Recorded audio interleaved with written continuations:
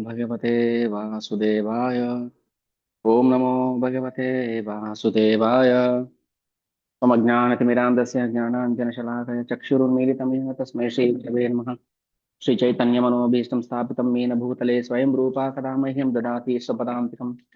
वन्देऽहं श्रीगुरो श्रीयुतः पदकमलं श्रीगुरून् वैष्णवांश्च श्रीरूपं सागरजातं सह गणरघुनाथान्वितं तं सजीवं साद्वैतं सावधूतं परिजनसहितं कृष्णचैतन्यदेवां श्रीराधा कृष्णपादान् सह गणललिता श्रीविशाखान्वितां च। हे कृष्णा करुणा सिन्धो दीनबन्धो जगत्पते गोपेश गोपिकान्त राधाकान्त नमोऽस्तुते। सप्तकाञ्चन गौराङ्गी राधे वृन्दावनेश्वरी वृषभानुसुते देवी प्रणमामि हरिप्रिये। वाञ्छाकल्पतरुभ्यश्च कृपासिन्धुभ्य एव च पतितानां पावनेभ्यो वैष्णवेभ्यो नमो नमः। नमो विष्णुपादाय कृष्णप्रेष्ठाय भूतले श्रीमते भक्तिवेदान्त स्वामिनिति नामिने। नमस्ते सारस्वते देवे गौरवाणी प्रचारिणे निर्विशेष शून्यवादी पाश्चात्य देशतारिणे। जय श्री कृष्ण चैतन्य प्रभु नित्यानंद श्री अद्वैत गदाधर श्रीवासादि गौर भक्तवृंद। हरे कृष्णा कृष्ण कृष्ण हरे हरे, हरे राम राम राम हरे हरे। नमो विष्णुपादाय कृष्ण प्रेष्ठाय भूतले श्रीमते भक्तिवेदांत स्वामिनिति नामिने। ಶ್ರೀ ಚೈತನ್ಯ ಚರಿತಾಮೃತ ಆದಿಲೀಲಾ ಅಧ್ಯಾಯ 9 ಭಕ್ತಿ ಸೇವೆಯ ಒಂದು ಕಲ್ಪವೃಕ್ಷ. ಈ ಅಧ್ಯಾಯದಲ್ಲಿ ಶ್ರೀ ಚೈತನ್ಯ ಮಹಾಪ್ರಭುಗಳ ಭಕ್ತಿ ವೃಕ್ಷದಲ್ಲಿ ಯಾರೆಲ್ಲ ಹಣ್ಣುಗಳಾಗಿ ಬಂದ್ರು, ಆ ಹಣ್ಣಿನ ರಸವನ್ನ ರುಚಿಯನ್ನ ಹೇಗೆಲ್ಲ ಹರಡಿದ್ರು ಅನ್ನೋದನ್ನ ವಿವರಣೆ ಮಾಡ್ತಿದ್ದಾರೆ ಗ್ರಂಥಕರ್ತರು ಶ್ರೀಲ ಕವಿರಾಜ ಕೃಷ್ಣದಾಸ ಗೋಸ್ವಾಮಿಯವರು. ಇದರಲ್ಲಿ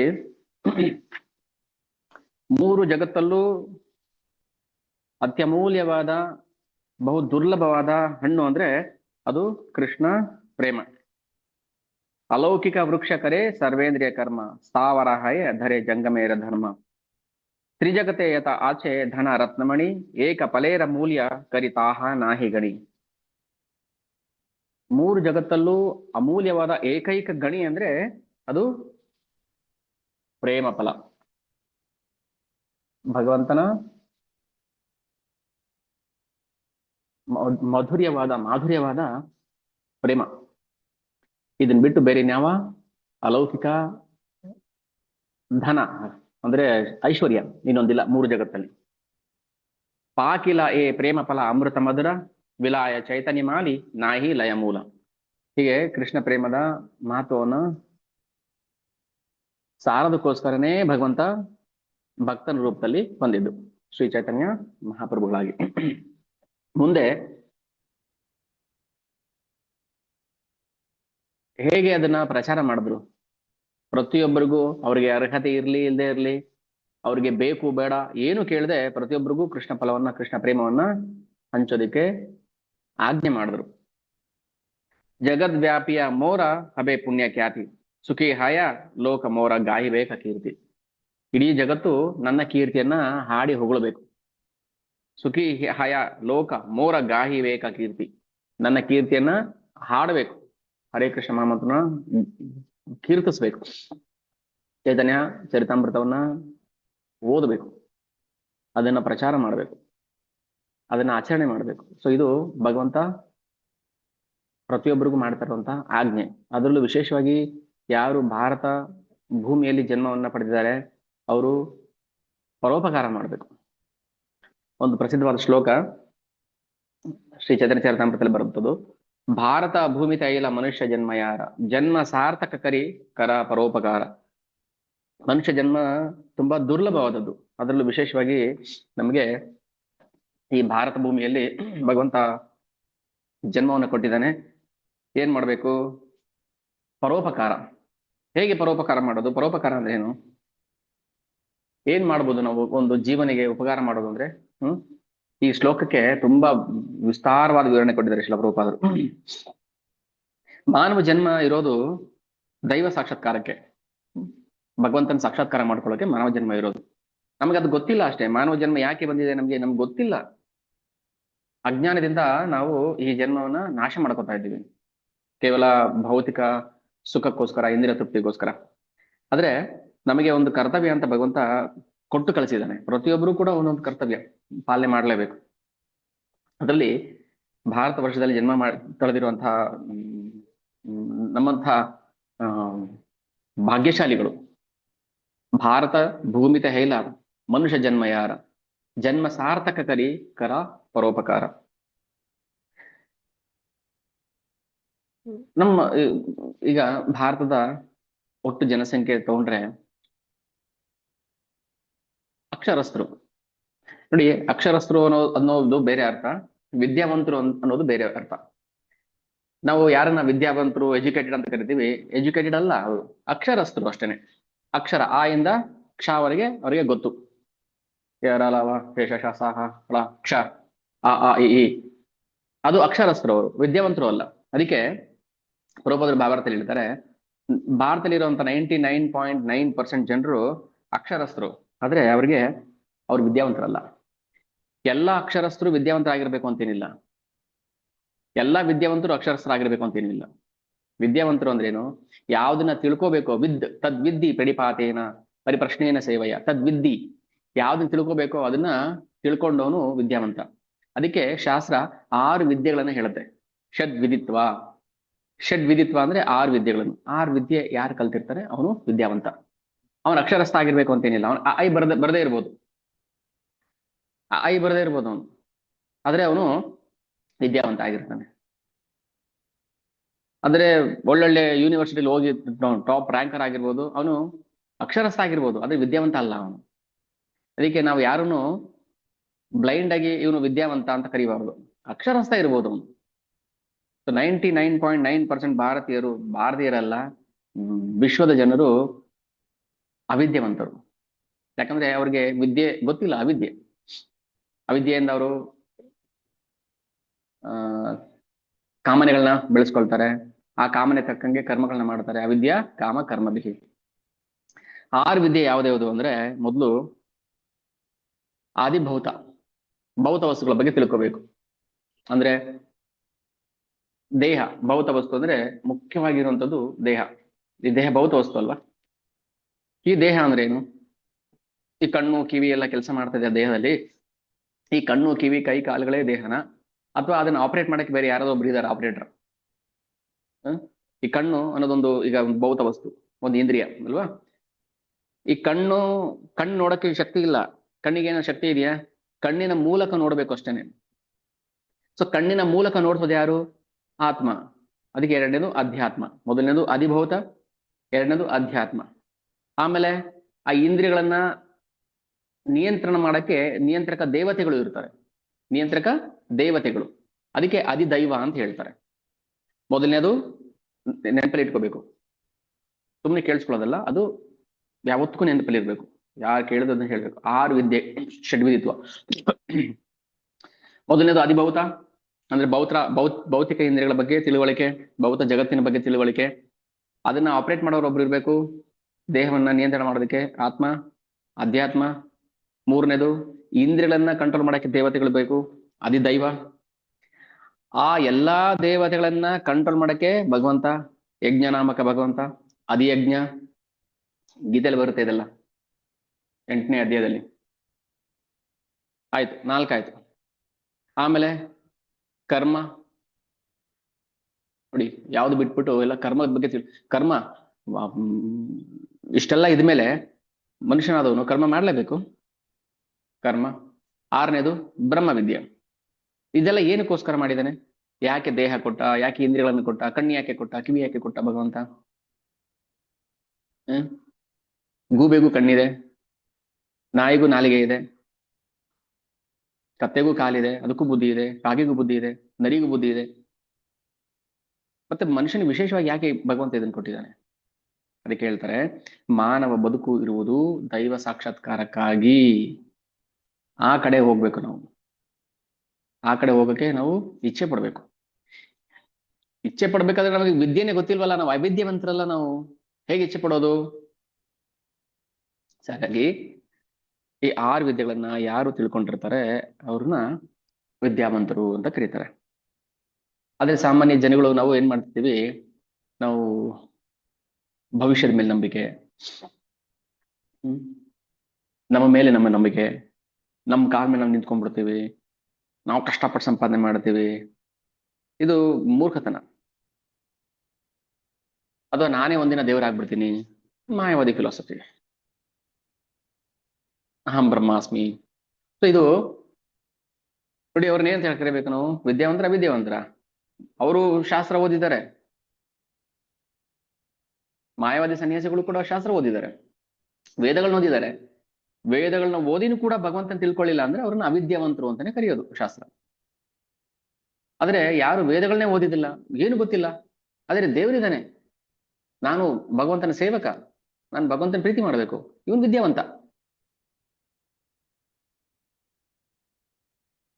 ಇದು ನಮ್ಮ ಮನಸ್ಸಿಂದ ತೆಗಿಬೇಕು ಫಸ್ಟ್. ಅದಕ್ಕೆ ಪ್ರಭುಪಾದರು ಭಾವಾರ್ಥದಲ್ಲಿ ಹೇಳ್ತಾರೆ, ಸಾವಿರಾರು ತೀರ್ಥ ಕ್ಷೇತ್ರಗಳಿದೆಯಲ್ಲ ಭಾರತದಲ್ಲಿ, ಗಯಾ, ಕಾಶಿ, ಮಥುರಾ, ಪ್ರಯಾಗ, ವೃಂದಾವನ, ಹರಿದ್ವಾರ, ರಾಮೇಶ್ವರ, ಪುರಿ, ಸಾವಿರಾರು ಜನ ಹೋಗ್ತಾರೆ ಅಲ್ವಾ, ಲಕ್ಷಾಂತರ ಜನ ಹೋಗ್ತಾರೆ. ಅಲ್ಲಿ ಹೋಗಿ ಭಗವಂತನ ಬಗ್ಗೆ ಅರಿವೇ ಇಲ್ಲದೆ, ದೇವರ ಧ್ಯಾನದಲ್ಲಿ ಗೊತ್ತಿಲ್ಲ, ಎಲ್ರು ಹೋಗ್ತಾರೆ, ಕಾಶಿಗೆ ಹೋಗ್ತೀವಿ, ನಾವು ಹೋಗ್ತೀವಿ. ಯಾಕೆ ಹೋಗ್ಬೇಕು ಗೊತ್ತಿಲ್ಲ, ಎಲ್ರು ಹೋಗ್ತಾರೆ, ನಾವು ಹೋಗ್ತೀವಿ ಅಷ್ಟೇ. ಹೌದಲ್ಲ? ಎಲ್ರು ಯಾತ್ರೆ ಹೋಗ್ತಾರೆ ಅಂತ ಹೋಗೋದಲ್ಲ, ಯಾಕೆ ಹೋಗ್ತಾರೆ ತಿಳ್ಕೊಂಡು ಹೋಗ್ಬೇಕು. ಅಲ್ಲಿ ಒಂದು ಉತ್ಸವ ಆದ್ರೆ ಸಾವಿರಾರು ಜನ ಬರ್ತಾರೆ, ಎಲ್ಲ ಒಟ್ಟಿಗೆ ಸೇರ್ತಾರೆ, ಹಬ್ಬ ಆಚರಣೆ ಮಾಡ್ತಾರೆ. ಆದ್ರೆ ಯಾಕೆ ಮಾಡ್ತೀವಿ ಅಂತಾನೆ ಗೊತ್ತಿಲ್ಲ. ಎಷ್ಟೋ ಜನ ನಕಲಿ ಅವತಾರಗಳು, ನಾನೇ ದೇವರು, ನಾನೇ ಮುಂದಿನ ದೇವರು, ನಾನೇ ಕಲಿಯುಗದ ದೇವರು. ಸೊ ಇದೆಲ್ಲ ನಕಲಿ ಅವತಾರಗಳಿದೆಯಲ್ಲ, ಜನ ಅದಕ್ಕೆ ಮಾರು ಹೋಗ್ತಾರೆ. ಅದು ಭಾರತದಂತಹ ಆಧ್ಯಾತ್ಮಿಕ ದೇಶದಲ್ಲಿ ಹುಟ್ಟಿನೂ ನಮಗೆ ಭಗವಂತನ ಬಗ್ಗೆ ಅರಿವೇ ಇಲ್ಲದೆ, ನಮಗೆ ಮನಸ್ಸೋ ಇಚ್ಛೆ ಹೆಂಗ ಬರುತ್ತೆ ಹಂಗೆ ನಾವು ಭಗವಂತನನ್ನ ಆರಾಧನೆ ಮಾಡಕ್ಕೆ ತೊಡಗಿದೀವಿ. ನಮ್ಮ ಮನಸ್ಸಿಗೆ ಬಂದಂಗೆ ಭಗವಂತನ ಆರಾಧನೆ ಮಾಡ್ತಾ ಇರೋದು ನಾವು. ಯಾರನ್ನ ಒಬ್ರನ್ನ ದೇವರಂತ ಪರಿಗಣನೆ ಮಾಡೋದು, ಅವ್ರನ್ನ ಆರಾಧನೆ ಮಾಡೋದು. ಇದಕ್ಕೆ ನಮ್ಮ ಜನ್ಮ ವ್ಯರ್ಥ ಆಗ್ತಾ ಇರೋದು ಅಂತ ಹೇಳೋದು. ಜನ್ಮ ಸಾರ್ಥಕ ಕರ ಪರೋಪಕಾರ. ಪರೋಪಕಾರ ಅಂದ್ರೆ ನಾವು ಇನ್ನೊಂದು ಜೀವವನ್ನ ಉದ್ಧಾರ ಮಾಡೋದಕ್ಕೆ ಕೃಷ್ಣ ಪ್ರಜ್ಞೆಯನ್ನ ಕೊಡಬೇಕು. ಕೃಷ್ಣ ಪ್ರಜ್ಞೆಯನ್ನು ಕೊಡುವುದೇ ನಿಜವಾದ ಪರೋಪಕಾರ. ಕೃಷ್ಣ ಪ್ರಜ್ಞೆಯನ್ನ ಬೆಳೆಸ್ಕೋಬೇಕು, ಕೃಷ್ಣ ಪ್ರಜ್ಞೆಯನ್ನ ಹಂಚಬೇಕು.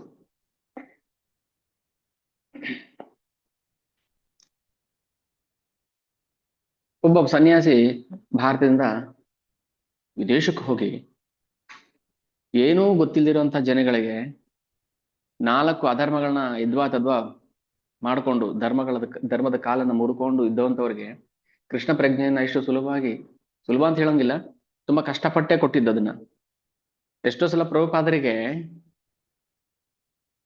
ಸಾಕು ಈ ಸವಾಸ ವಾಪಸ್ ಹೋಗೋಣ ಅಂತ ಅನಿಸ್ತಾ ಇತ್ತು. ಆದ್ರೆ ಕೃಷ್ಣ ಏನೋ ಒಂದು ಉದ್ದೇಶಕ್ಕೋಸ್ಕರ ಕರ್ಕೊಂಡ್ ಬಂದಿದ್ದಾನೆ, ಅದನ್ನ ನಾನು ಈಡೇರಿಸಿ ಹೋಗ್ಬೇಕು ಅನ್ನೋದು ಅದು ದೃಢ ಸಂಕಲ್ಪ.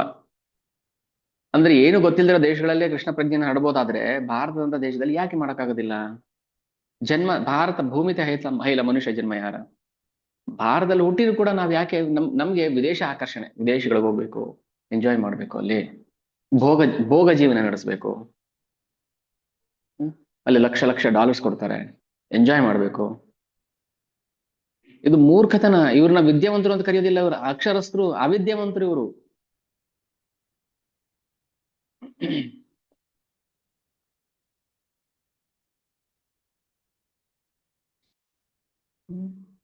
ನಾವು ಅವ್ರನ್ನ ಫಾಲೋ ಮಾಡ್ತೀವಿ. ನಾವ್ ಯಾರನ್ನ ಫಾಲೋ ಮಾಡ್ತಾ ಇದೀವಿ? ಅವಿದ್ಯಾವಂತರನ್ನ ಫಾಲೋ ಮಾಡ್ತಾ ಇದೀವಿ. ಜನ್ಮ ಎಲ್ಲಿ ಸಾರ್ಥಕ ಆಗುತ್ತೆ? ವ್ಯರ್ಥ ಆಗುತ್ತೆ.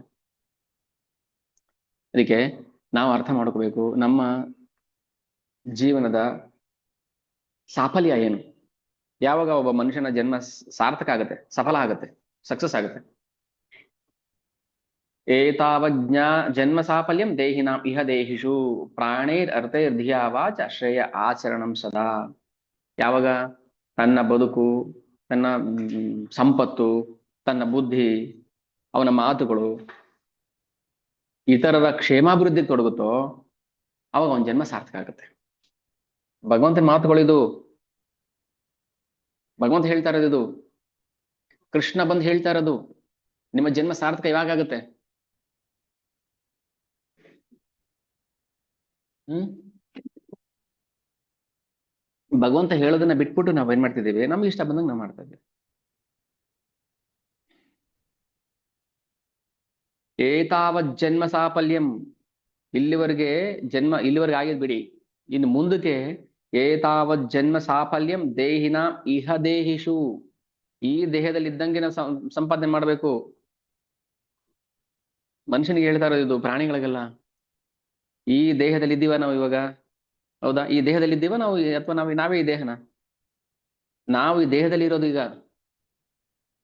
ಅದಕ್ಕೆ ಇಹ ದೇಹಿಷು ಅಂತ ಯಾಕೆ ಹೇಳ್ಬೇಕಿತ್ತು? ಈ ದೇಹದಲ್ಲಿ ಇದೆಯಾ ನೀನ್ ಇವಾಗ, ಈ ದೇಹದಲ್ಲಿ ಜನ್ಮವನ್ನು ಸಾರ್ಥಕ ಮಾಡ್ಕೋ. ಮುಂದಿನ ಜನ್ಮ ಗ್ಯಾರಂಟಿ ಇಲ್ಲ, ಮನುಷ್ಯ ಜನ್ಮ ಬರುತ್ತೆ ಅಂತ. ಅದು ಸಿಗೋದು ಇಲ್ಲ ನಮಗೆ, ನಾವು ಮಾಡಿರುವಂತ ಪಾಪಗಳಿಗೆ ಮುಂದೆ ಮನುಷ್ಯ ಜನ್ಮ ಸಿಗುತ್ತೆ ಅನ್ನೋ ಗ್ಯಾರಂಟಿ ಇಟ್ಕೋಬಾರ್ದು ನಾವು. ಅದಕ್ಕೆ ಇಹ ದೇಹಿಷು ಏನೆಲ್ಲ ಮಾಡ್ಬೇಕಪ್ಪ ಭಗವಂತನ ಕಾಣೋದಕ್ಕೆ? ಪ್ರಾಣವನ್ನ ಕೊಡ್ಬೇಕು. ಏನಕ್ಕೋಸ್ಕರ? ಇನ್ನೊಬ್ಬರ ಶ್ರೇಯೋಭಿಲಾಷೆ, ಇನ್ನೊಬ್ಬರ ಒಳಿತಿಗೋಸ್ಕರ. ಪ್ರಾಣೈರ್ ಅರ್ಥೈರ್, ಅರ್ಥ ಅಂದ್ರೆ ಹಣ, ದುಡ್ಡು. ದುಡ್ಡು ಭಗವಂತ ಕೊಡೋದು ನಾವು ಕುಡಿದು ತಿಂದು ಮಜಾ ಮಾಡೋಕ್ಕೋಸ್ಕರ ಅಲ್ಲ. ಪ್ರಾಣೈರ್ ಅರ್ಥೈರ್ ಧಿಯಾ, ಧಿಯಾ ಅಂದ್ರೆ ಬುದ್ಧಿ, ಧೀ ಶಕ್ತಿ. ನಮ್ಗೇನ್ ಬುದ್ಧಿ ಇದೆಯೋ ಅದನ್ನ ನಾವು ಭಗವಂತನ ಸೇವೆಗೆ ಬಳಸ್ಬೇಕು ಅಲ್ವಾ? ಈಗ ದೊಡ್ಡ ದೊಡ್ಡ IAS ಆಫೀಸರ್ ಆಗ್ತಾರೆ, ಬುದ್ಧಿವಂತರು ಅವರೆಲ್ಲ, ಚೆನ್ನಾಗಿ ಓದಿ, ಬುದ್ಧಿವಂತರು ಅಂತ ಹೇಳಂಗಿಲ್ಲ, ಅಕ್ಷರಸ್ಥರು, ಒಳ್ಳೆ ಅಕ್ಷರಸ್ಥರು ಅವರು.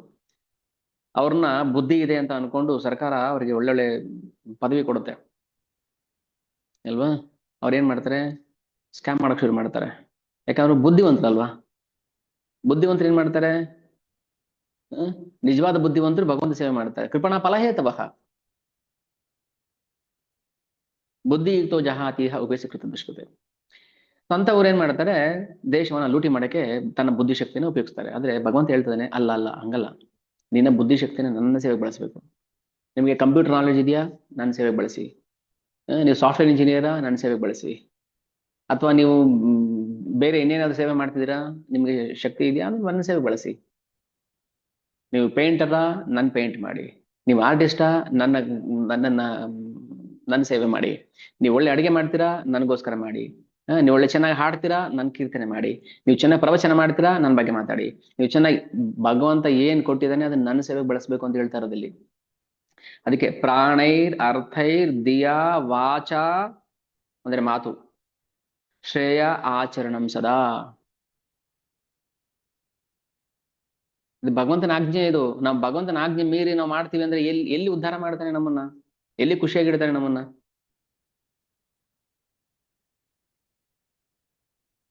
ಅವಾಗ ಮಾತ್ರ ಜನ್ಮ ಸಾರ್ಥಕ ಆಗುತ್ತೆ. ಇಲ್ಲಾಂದ್ರೆ ಏನು ಸಾರ್ಥಕ ಅಲ್ಲ, ವ್ಯರ್ಥ, ನಿಷ್ಫಲ. ಮಾಡಿದ್ದೆಲ್ಲ ನೀರಲ್ಲಿ ಹೋಮ ಮಾಡ್ದಂಗಾಗುತ್ತೆ. ಭಾಗವತ ಮಾತಿದು. ನಿಜವಾದ ಶ್ರೇಯಸ್ಸು ಮನುಷ್ಯನಿಗೆ ಎರಡು ತರ ಯಶಸ್ಸಿದೆ, ಸಕ್ಸಸ್. ಒಂದು ಶ್ರೇಯಸ್ಸು, ಒಂದು ಪ್ರೇಯಸ್ಸು. ಕಠೋಪನಿಷತ್ತಲ್ಲಿ ಯಮ ನಚಿಕೇತನ್ಗೆ ಉಪದೇಶ ಮಾಡ್ತಾ ಇದ್ದಾರೆ. ಸಣ್ಣ ಹುಡುಗ, ಇನ್ನ 5-6 ವರ್ಷದ ಹುಡುಗ. ಅಪ್ಪ ಯಮರಾಜ, ನನಗೆ ನಿಜವಾದ ಶ್ರೇಯಸ್ಸು ಯಾವುದು ಹೇಳು. ಶ್ರೇಯಸ್ಸು ಬೇರೆ, ಪ್ರೇಯಸ್ ಬೇರೆ. ಶ್ರೇಯಸ್ಸು ಕೇಳಿದಿವಲ್ಲ ಹೆಸರನ್ನ, ಅವ್ರಿಗೆ ಶ್ರೇಯಸ್ ಆಗ್ಲಿ. ಪ್ರೇಯಸ್ಸು ಪ್ರಿಯವಾಗಲಿ. ಪ್ರಿಯ ಆಗೋದು ಬೇರೆ, ಶ್ರೇಯ ಆಗೋದು ಬೇರೆ. ಉದಾಹರಣೆಗೆ, ಈಗ ಕಾಯಿಲೆ ಬಂದಿರೋರಿಗೆ ಕಷಾಯ ಕುಡಿಸ್ಬೇಕು ಅಲ್ವಾ?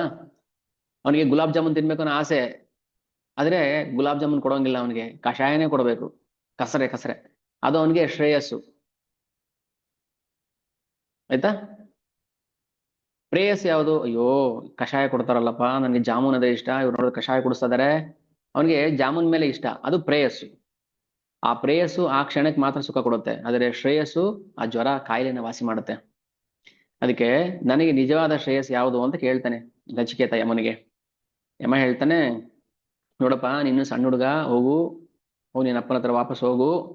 ಅಪ್ಪನ ಹತ್ರ ಗಲಾಟೆ ಮಾಡ್ಕೊಂಡ್ ಬಂದಿರ್ತಾನೆ, ಬೇಜಾರು ಮಾಡ್ಕೊಂಡು. ಅಪ್ಪ ಸರಿಗಿಲ್ಲ, ಅವನು ಬ್ರಾಹ್ಮಣನಾಗಿ ಆ, ಹ್ಮ್, ಕೆಟ್ಟ ಯಜ್ಞ ಮಾಡ್ತಿರ್ತಾನೆ. ಅದನ್ನ ಮಗ ನಚಿಕೇತ ತಡಿತಾನೆ. ಅವಾಗ ಹೋಗೋದು ಯಮಲೋಕಕ್ಕೆ ಹೋಗಿ ಯಮನ ಹತ್ರ ಸಂವಾದ ಮಾಡೋದು. ನಿಜವಾದ ಶ್ರೇಯಸ್ಸು ಯಾವುದು ಮನುಷ್ಯನಿಗೆ ಅಂದ್ರೆ ಯಾರು ಶಾಶ್ವತವಾದ ಫಲವನ್ನ ಪಡ್ಕೊಳ್ಳೋಕೆ ಪ್ರಯತ್ನ ಪಡ್ತಾನೋ ಅದು ಶ್ರೇಯಸ್ಸು.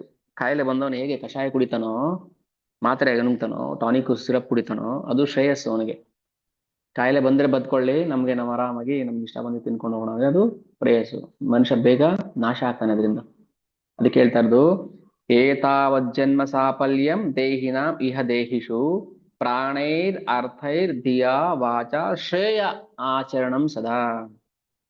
ಪ್ರೇಯ ಅಲ್ಲ, ಶ್ರೇಯ.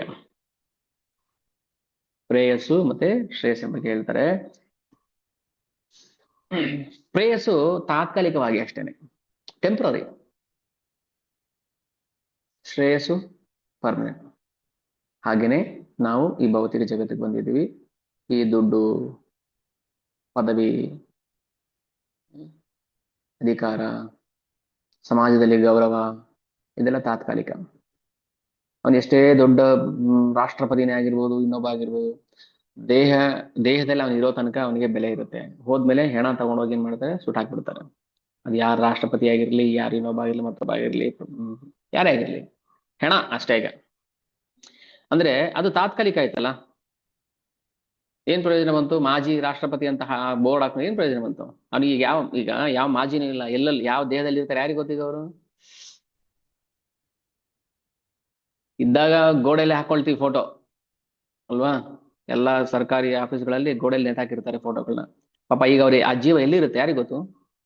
ಅದೇ ವಿಧಾನಸೌಧ, ಅದೇ ರಾಷ್ಟ್ರಪತಿ ಭವನದ ಮುಂದೆ ನಾಯಿ ಆಗಿರ್ಬೋದು. ಹ್ಮ್ ಯಾಕೆ ಭಗವಂತ ಹೇಳೋದಿಲ್ವಾ? ಬಹೂನಿ ಮೇ ವ್ಯತಿತಾನಿ ಜನ್ಮಾನಿ ತಪಚ ಅರ್ಜುನ ತಾನಿ ಹಂ ವೇದ ಸರ್ವಾಣಿ ನ ವೇದ ಪರಂತಪ. ರಾಷ್ಟ್ರಪತಿ ಆದವನ್ ಮುಂದೆ ರಾಷ್ಟ್ರಪತಿನೇ ಆಗಿ ಬಿಡ್ತಾನ? ಅದೇ ರಾಷ್ಟ್ರಪತಿ ಭವನದ ಮುಂದೆ ಅವನು ನಾಯಿಯಾಗಿ ಬರ್ಬೋದು. ಯಾಕೆ? ಅವನು ಪದವಿ ಅಧಿಕಾರ ಇದ್ದಾಗ ಪ್ರೇಯಸ್ಸಿಗೋಸ್ಕರ ಕೆಲಸ ಮಾಡ್ದ, ಶ್ರೇಯಸ್ಗೋಸ್ಕರ ಮಾಡ್ಲಿಲ್ಲ. ಅವನು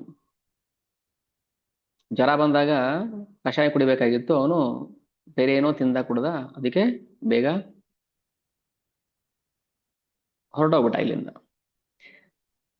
ಅದಕ್ಕೆ ನಾವು ಪಥ್ಯೆಯಿಂದ ಇರಬೇಕು. ಏನು ಪಥ್ಯೆ? ದಿನ ಚಾಂಟಿಂಗ್ ಮಾಡಬೇಕು, ಕೃಷ್ಣ ಪ್ರಸಾದನೇ ತಿನ್ಬೇಕು, ಕೃಷ್ಣ ಕಥೆಯನ್ನು ಕೇಳಬೇಕು. ಅಷ್ಟೇ, ಇದು ಪಥ್ಯ. ಬರೀ ಜ್ವರ ಬಂದಾಗ ಮಾತ್ರ ಪಥ್ಯ ಇರೋದಲ್ಲ. ನಾವೀಗ ಜ್ವರದಲ್ಲೇ ಇರೋದು.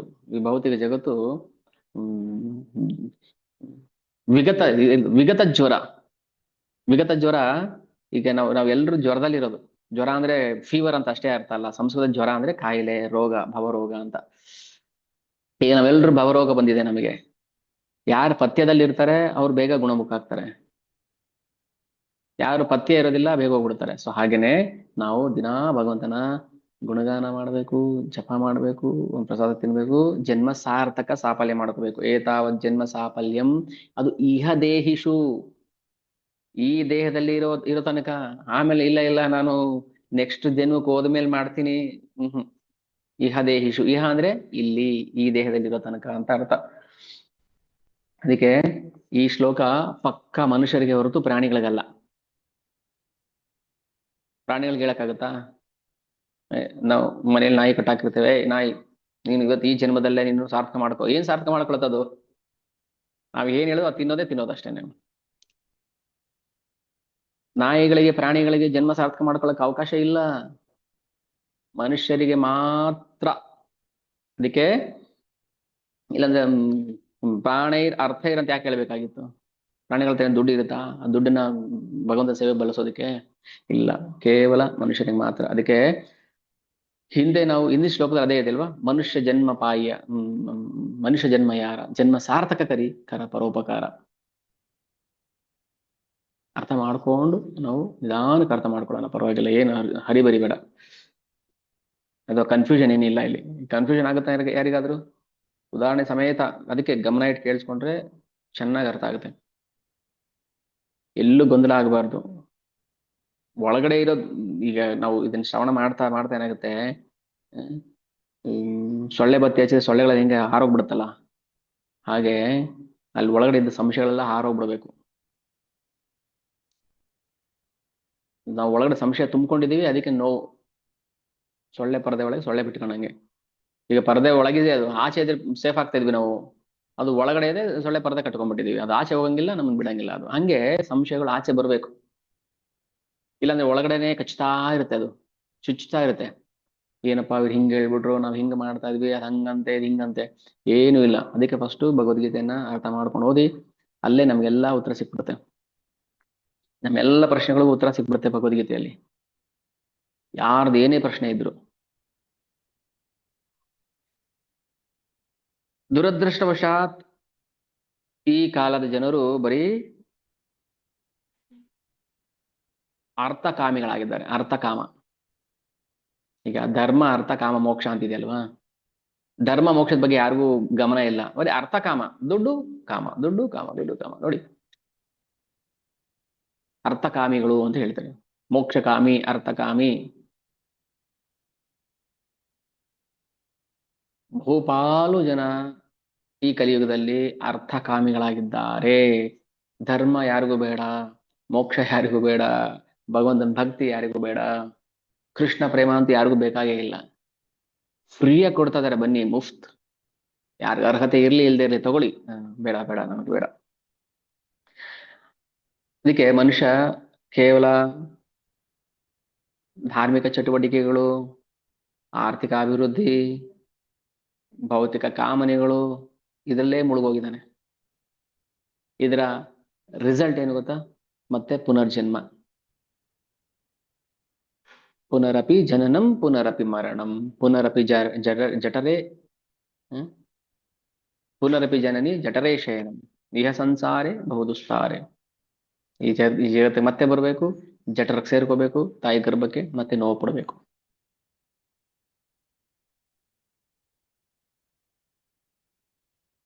ಅಲ್ವಾ? ಹ್ಮ್. ಹಣ ಸಂಪಾದನೆ ಮಾಡಕ್ಕೆ ಒಂದಲ್ಲ ಎರಡಲ್ಲ, ನೂರಾರು ದಾರಿ ಇದೆ ಬೆಂಗಳೂರಲ್ಲಿ. ಹೆಂಗ್ ಬೇಕಾದ್ರೆ ಹಣ ಸಂಪಾದನೆ ಮಾಡ್ಬೋದು. ಒಬ್ಬ ಸಣ್ಣ ಪಿಕ್ ಪಾಕೆಟ್ ಹಿಡ್ಕೊಂಡು ದೇವಸ್ಥಾನದ ಪೂಜಾರಿ ತನಕ ಹೆಂಗ್ ಬೇಕಾದ್ರೆ ಹಣ ಸಂಪಾದನೆ ಮಾಡಬಹುದು. ಅದು ನಮ್ಮ ಜೀವನದ ಗುರಿ ಅಲ್ಲ. ಅದೇ ನಮ್ಮ ಬುದ್ಧಿವಂತಿಕೆ ಅಲ್ಲ. ನಮ್ಮ ಬುದ್ಧಿವಂತಿಕೆ ಅಲ್ಲಿ ಇನ್ವೆಸ್ಟ್ ಮಾಡೋದಲ್ಲ. ಹೇಳ್ತಾನೆ ಭಗವಂತ ಏನ್ ಹೇಳ್ತಾನೆ? ಪ್ರಾಣೈರ್ ಅರ್ಥೈರ್ ಧಿಯಾ ವಾಚ ಶ್ರೇಯ ಆಚರಣಂ ಸದಾ. ನಮ್ಮ ಶ್ರೇಯಸ್ಗೋಸ್ಕರ ಬಳಸ್ಬೇಕು, ಪ್ರೇಯಸ್ಗೋಸ್ಕರ ಅಲ್ಲ. ಹೆಂಗಿದ್ರಿಂದ ಆಚೆ ಬರೋದು? ನಾವು ಸಿಕ್ಕಾಕೊಂಡಿದೀವಲ್ಲ, ಒದ್ದಾಡ್ತಾ ಇದೀವಿ, ಕೆಸಲ್ ಬಿದ್ದು, ಭೌತಿಕ ಹೂಳಲ್ಲಿ ಬಿದ್ದು ನಾವು ಒದ್ದಾಡ್ತಿದೀವಿ. ಹೆಂಗ್ ಆಚೆ ಬರೋದು? ಮೊದಲು ಅರ್ಥ ಆಗ್ಬೇಕು, ನಾನು ಕೆಸಲ್ ಬಿದ್ದಿದ್ದೀನಿ ಅನ್ನೋದು ಮೊದ್ಲು ಅರ್ಥ ಆಗ್ಬೇಕು.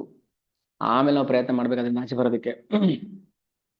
ನಾವು ಬಿದ್ದಿದ್ದೀವಿ ಅನ್ನೋದೇ ನಮ್ಗೆ ಗೊತ್ತಾಗ್ತಾ ಇಲ್ವಲ್ಲ.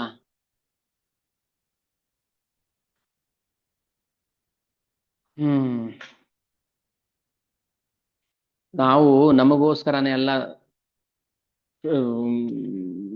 ಕಾರ್ಯ ಮಾಡ್ಬೇಕಾಗಿರೋದು. ನಾವು ನಮಗೋಸ್ಕರನೇ ಹೊಟ್ಟೆ ತುಂಬಿಸ್ಕೊಳ್ಳೋದಲ್ಲ. ಮತ್ತೆ ಭಾಗವತ ಹೇಳುತ್ತೆ, ಇಡೀ ಮಾನವ ಸಮುದಾಯ ಬದುಕಿನ ಅಂತಿಮ ಗುರಿಯನ್ನು ಸಾಧಿಸುವಂತೆ ಸಹಾಯ ಮಾಡುವ ರೀತಿಯಲ್ಲಿ ನಡೆದುಕೊಳ್ಳುವುದೇ ಮುಂದುವರಿದ ಮಾನವ ಜೀವಿಗಳ ಕರ್ತವ್ಯ. ನಾನು ಅಡುಗೆ ಮಾಡ್ಕೊಂಡೆ, ನಾನು ಹೊಟ್ಟೆ ತುಂಬಿಸ್ಕೊಂಡೆ, ಏನ್ ಬಂತು ಸುಖ? ಅದ್ ನಾ ಏನ್ ಮಾಡುತ್ತೆ? ನಾಯಿ 4 ಮೂಳೆ ತಗೊಂಬಂತು, ಗೂಡಲ್ಲಿ ಇಟ್ಕೊಂಡ್ಬಿಡ್ತು. ನಾನು ಸಂಪಾದನೆ ಮಾಡಿದೇನ್ರಿ, 4 ಮೂಳೆ ಸಂಪಾದನೆ ಮಾಡಿದೀನಿ, ಯಾರಿಗೂ ಕೊಡೋದಿಲ್ಲ ಅಂತ ಹೇಳುತ್ತೆ. ನಾವು ಹಾಗೆ ಮಾಡ್ತೀವಿ. ಇದು ಅದಕ್ಕೆ ಪ್ರಾಣಿ ಪ್ರಭುಪಾದ ಯಾಕೆ ಧರ್ಮವನ್ನ ಬಿಟ್ಟವನು ಪ್ರಾಣಿ ಸಮಾನ ಅಂತ ಹೇಳ್ತಾರೆ? ಧರ್ಮೇನ ಹೀನ ಪಶುಭಿ ಸಮಾನ. ಧರ್ಮ ಬಿಟ್ಟವನು ಪಶುವಿಗೆ ಸಮಾನ ಅಂತ ಈ ಕಾರಣಕ್ಕೋಸ್ಕರ. ಭಾಗವತ ಏನ್ ಹೇಳುತ್ತೆ ಅಂದ್ರೆ, ಇಡೀ ಮಾನವ ಸಮುದಾಯವನ್ನ ಶ್ರೇಯಸ್ಸಿನ ಕಡೆಗೆ ಕರ್ಕೊಂಡು ಹೋಗೋದೇ ಜೀವಿಯ ಆದ್ಯ ಕರ್ತವ್ಯ. ಅದಕ್ಕೆ ಹೇಳೋದು, ಪ್ರತಿಯೊಬ್ಬರು ಪ್ರೀಚಿಂಗ್ ಮಾಡ್ಬೇಕು. ಆದ್ರಿಂದ ನಿಮ್ಗೆ ಏನ್ ಲಾಭ ಸಿಗುತ್ತೋ ನಷ್ಟ ಆಗುತ್ತೋ ನಮ್ಗೆ ಅದ್ರ ಬೇಕಾಗಿಲ್ಲ, ಭಗವಂತನ ಖುಷಿ ಆಗುತ್ತೆ. ಯಾರು ಖುಷಿ ಆಗುತ್ತೆ ಬಿಡುತ್ತೆ, ಭಗವಂತನ ಖುಷಿ ಆಗುತ್ತೆ. ಶತಾಯ ಗತಾಯ ನಾವು ಇನ್ನೊಬ್ಬರ ಶ್ರೇಯಸ್ಸಿಗೋಸ್ಕರ ಕಷ್ಟಪಡ್ಬೇಕು. ನಮಗೋಸ್ಕರ ನಾವು ಕಷ್ಟಪಡೋಲ್ಲ, ಮೂರ್ಖತನ ಅದು. ನಮಗೋಸ್ಕರ ನಾವು ಕಷ್ಟಪಡೋದು, ಇನ್ನೊಬ್ಬರಿಗೋಸ್ಕರ ಕಷ್ಟಪಟ್ರೆ. ಅದಕ್ಕೆ ಈ ಶ್ಲೋಕದ ಅರ್ಥ ಜನ್ಮ ಸಾರ್ಥಕ ಕರಿ ಕರೋಪಕಾರ. ಇನ್ನೊಬ್ಬರಿಗೋಸ್ಕರ ಮಾಡಿದ್ರೆ ಭಗವಂತ ಏನ್ ಮಾಡ್ತಾನೆ? ಇವನಿಗೋಸ್ಕರ ಅವನ್ ಮಾಡ್ತಾನೆ. ನೀನು ನನಗೋಸ್ಕರ ಸೇವೆ ಮಾಡು, ನಾನು ನಿನ್ ಸೇವೆ ಮಾಡ್ತೀನಿ ಅಂತ. ಜನ್ಮ ಸಾರ್ಥಕ ಕರ ಪರೋಪಕಾರ. ಇದು ಮುಂದುವರೆದ ಮಾನವ ಜೀವಿಗಳ ಕರ್ತವ್ಯ. ಪ್ರಾಣಿನಾಂ ಉಪಕಾರಾಯ ಯದೇವೇಹ ಪರತ್ರ ಚ ಕರ್ಮಣ ಮನಸಾ ವಾಚ ತದೇವ ಮತಿಮಾನ್ ಭಜೇತ್. ಮತಿಮಾನ್ ಅಂದ್ರೆ ಏನು? ಬುದ್ಧಿವಂತ ಅಂತ. ಮತಿಮಾನ್ ಭಜೇತ್, ಯಾರು ಭಜನೆ ಮಾಡ್ತಾನೆ, ಯಾರು ಭಗವಂತನ ಆರಾಧನೆ ಮಾಡ್ತಾನೆ, ಮತಿಮಾನ್ ಬುದ್ಧಿವಂತ ಮಾಡ್ತಾನೆ. ದಡ್ಡ ಮಾಡ್ತಾನ? ದಡ್ಡ ಭಗವಂತನ ಪೂಜೆ ಮಾಡ್ತಾನ? ಇಲ್ಲ. ಮತ್ತೆ ದಡ್ಡ ಅಂತ ಯಾಕೆ ಹೇಳ್ತೀರಾ? ನಮ್ಮ ಹುಡುಗ ಭಾರಿ ವಿದ್ಯಾವಂತ. ವಿದ್ಯಾವಂತ ಅಲ್ಲ ಅವನು, ದಡ್ಡ. ಯಾಕೆ? ಭಗವಂತ ಭಕ್ತಿ ಮಾಡ್ತಾ ಇಲ್ಲ. ಹ್ಮ್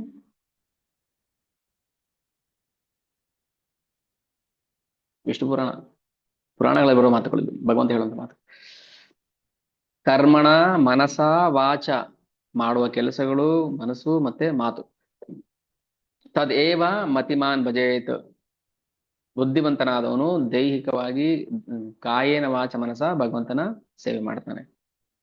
ಮತ್ತೆ ಪ್ರಾಣಿನಾಂ ಉಪಕಾರಾಯ, ನಗರ ಸಂಕೀರ್ತನೆಗೆ ಹೋಗ್ತೀವಲ್ಲ, ಒಬ್ರು ಹೋದ್ರು ಅಷ್ಟೇ, 1000 ಜನ ಹೋದ್ರು ಅಷ್ಟೇ, ಅಲ್ಲಿ ಹರೇ ಕೃಷ್ಣ ಮಹಾಮಂತ್ರ ಬರ್ತಾ ಇರುತ್ತೆ, ಎಲ್ಲರಿಗೂ ಕಿವಿ ಕೇಳಿಸ್ತಿರುತ್ತೆ ಅಲ್ವಾ, ಅದು ಪರೋಪಕಾರ.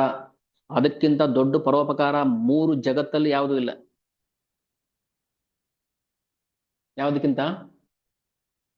ನಗರ ಸಂಕೀರ್ತನೆ ಮಾಡೋದಕ್ಕಿಂತ. ಅದಕ್ಕೆ ಹೇಳುದು, ಓ ನಗರ ಸಂಕೀರ್ತನ. ಯಾರು ಇಲ್ವಾ ಜೊತೆಲಿ? ಒಬ್ರೇ ಹರೇ ಕೃಷ್ಣ ಜೋರಾಗಿ ಹಾಡ್ಕೊಂಡು ಹೋಗಿ ರೋಡಲ್ಲಿ, ಯಾರು ನಮ್ಮನ್ನು ಹುಚ್ಚ ಅಂತ ಕರೀತಾರೆ? ಕರೀಲಿ ಬಿಡ್ರಿ, ಏನಂತೆ? ಚಾಂಟಿಂಗ್ ಬ್ಯಾಗ್ ಹಿಡ್ಕೊಂಡು ಜೋರಾಗಿ ಹರೇ ಕೃಷ್ಣ ಕೃಷ್ಣ ಕೃಷ್ಣ ಹರೇ ಹರೇ, ಒಬ್ರೇ ಇದ್ರೆ ಅದು ಜಪ ಆಯ್ತು, ಗುಂಪಿದ್ರೆ ಅದು ಸಂಕೀರ್ತನೆ ಆಗುತ್ತೆ. ನಾವು ಚಾಂಟಿಂಗ್ ಮಾಡೋದು 4 ಜನ ಕೇಳಿಸುತ್ತಲ್ವಾ, ಅದು ಪರೋಪಕಾರ. ಅದು ಹೆಂಗ್ ಪರೋಪಕಾರ ಆಗ್ಬಿಡುತ್ತೆ? ಅದ್ ಹೆಂಗ್ ಪರೋಪಕಾರ ಆಗ್ಬಿಡುತ್ತೆ? ಈಗ ತಲೆ ಹುಳ ಹೋಗ್ಬಿಡುತ್ತೆ ನಮಗೆ. ಅಯ್ಯೋ ಅದೇಂಗ್ ಪರೋಪಕಾರ? ಯಾರಿಗೂ ದುಡ್ಡು ಕೊಟ್ಟಿಲ್ಲ, ಕಾಸು ಕೊಟ್ಟಿಲ್ಲ, ಮತ್ತೆ ಪರೋಪಕಾರ ಹೆಂಗಾಗುತ್ತೆ ಅಂತ ಪ್ರಶ್ನೆ ಬರುತ್ತಲ್ವಾ. ಪ್ರಾಣಿನಾಂ ಉಪಕಾರಾಯ ಯದೇವೇಹ ಪರತ್ರಚ, ಪರತ್ರಚ ಮುಂದಿನ ಜನ್ಮದಲ್ಲಿ ಅದ್ರ ಲಾಭ ಅವನಿಗೆ ಸಿಗುತ್ತೆ. ಮುಂದಿನ ಜನ್ಮದಲ್ಲಾದ್ರೂ ಸಿಗುತ್ತೆ ಅವರಿಗೆ, ಲಾಸ್ ಆಗೋದಿಲ್ಲ. ಯಾರಿಗೆ? ಪರೋಪಕಾರ ಮಾಡೋರಿಗೆ. ಪರೋಪಕಾರ ಅಂದ್ರೆ ಏನು? ಅರ್ಥ ಆಯ್ತಲ್ಲ? ಪರೋಪಕಾರ ಅಂದ್ರೆ ಇನ್ನೊಬ್ಬರ ಶ್ರೇಯಸ್ಸಿಗೋಸ್ಕರ, ಇನ್ನೊಬ್ಬರ ಕಲ್ಯಾಣಕ್ಕೋಸ್ಕರ ಮಾಡುವಂಥದ್ದಿದೆಯಲ್ಲ, ಅದು ನಿಜವಾದ ಪರೋಪಕಾರ. ಅದಕ್ಕೆ ಸಾಮಾನ್ಯ ಜನರಿಗೆ ಮುಂದಿನ ಜನ್ಮದ ಬಗ್ಗೆ ಯೋಚನೆ ಇದೆಯಾ? ಎಷ್ಟು ಜನಕ್ಕೆ ಮುಂದಿನ ಜನ್ಮದ ಬಗ್ಗೆ ಯೋಚನೆ ಇದೆ? ಭಯ. ಅಯ್ಯೋ ಮುಂದಿನ ಜನ್ಮದಲ್ಲಿ ನಾನು ಏನಾಗ್ತೀನೋ, ಈಗಲೇ ನನ್ನ ಪಾಪಗಳನ್ನ ಕಳ್ಕೊಂಡು ಹೋಗ್ಬೇಕಪ್ಪ, ಭಗವಂತನ ಭಕ್ತಿ ಮಾಡ್ಬೇಕು ಅನ್ನೋ ಭಯ ಎಷ್ಟು ಜನ ಬರುತ್ತೆ? ಉಡಾಫೆ, ಮುಂದಿನ ಜನ್ಮನ ನೋಡೇ ಬಿಡೋಣ ಯಾರು ಏನು ಅಂತ, ಅಂತೆಲ್ಲ ಮಾಡಿದ್ರೆ ಅಂತ ನಾವು ವಿದ್ಯಾವಂತರು ಅಂತ ಕರೆಯೋದಿಲ್ಲ. ಖಂಡಿತವಾಗಲೂ ಮುಂದಿನ ಜನ್ಮ ಅನ್ನೋದಿದೆ. ಆ ಜನ್ಮದಲ್ಲಿ ನಾವ್ ಏನಾಗ್ತೀವಿ ನಾವು ನೋಡ್ತಾ ಇದೀವಿ. ಈಗ ಬೀದಿಗಳಲ್ಲಿ ಭಿಕ್ಷೆ ಬೇಡೋದು, ಕುರುಡ್ರು, ಕುಂಟ್ರು, ನಾಯಿಗಳು, ಹಂದಿಗಳು, ಇದೆಲ್ಲ ಏನು? ಇವರೆಲ್ಲ ಉಡಾಫೆ ಮಾಡಿದ್ದವ್ರೆ. ಯಾರಿಗೊತ್ತು? ಇದ್ರ ಎಷ್ಟು ಜನ ಪ್ರಧಾನ ಮಂತ್ರಿಗಳಿದಾರೋ, ಮುಖ್ಯಮಂತ್ರಿಗಳಿದಾರೋ, ದೊಡ್ಡ ದೊಡ್ಡ ಬಿಸ್ನೆಸ್ ಮನ್ಗಳಿದಾರೋ? ಪರತ್ರಚ, ಪರತ್ರ ಅಂದ್ರೆ ಮುಂದಿನ ಜನ್ಮದಲ್ಲಿ ಅವನು, ಅಂದ್ರೆ ಅರ್ಥ ಈ ಜನ್ಮದಲ್ಲೂ ಮುಂದಿನ ಜನ್ಮದಲ್ಲೂ ಮುಂದಿನ ಜನ್ಮಗಳಲ್ಲೂ ಅವನಿಗಿರೋದು ಒಂದೇ ಕೆಲಸ, ಪರೋಪಕಾರ.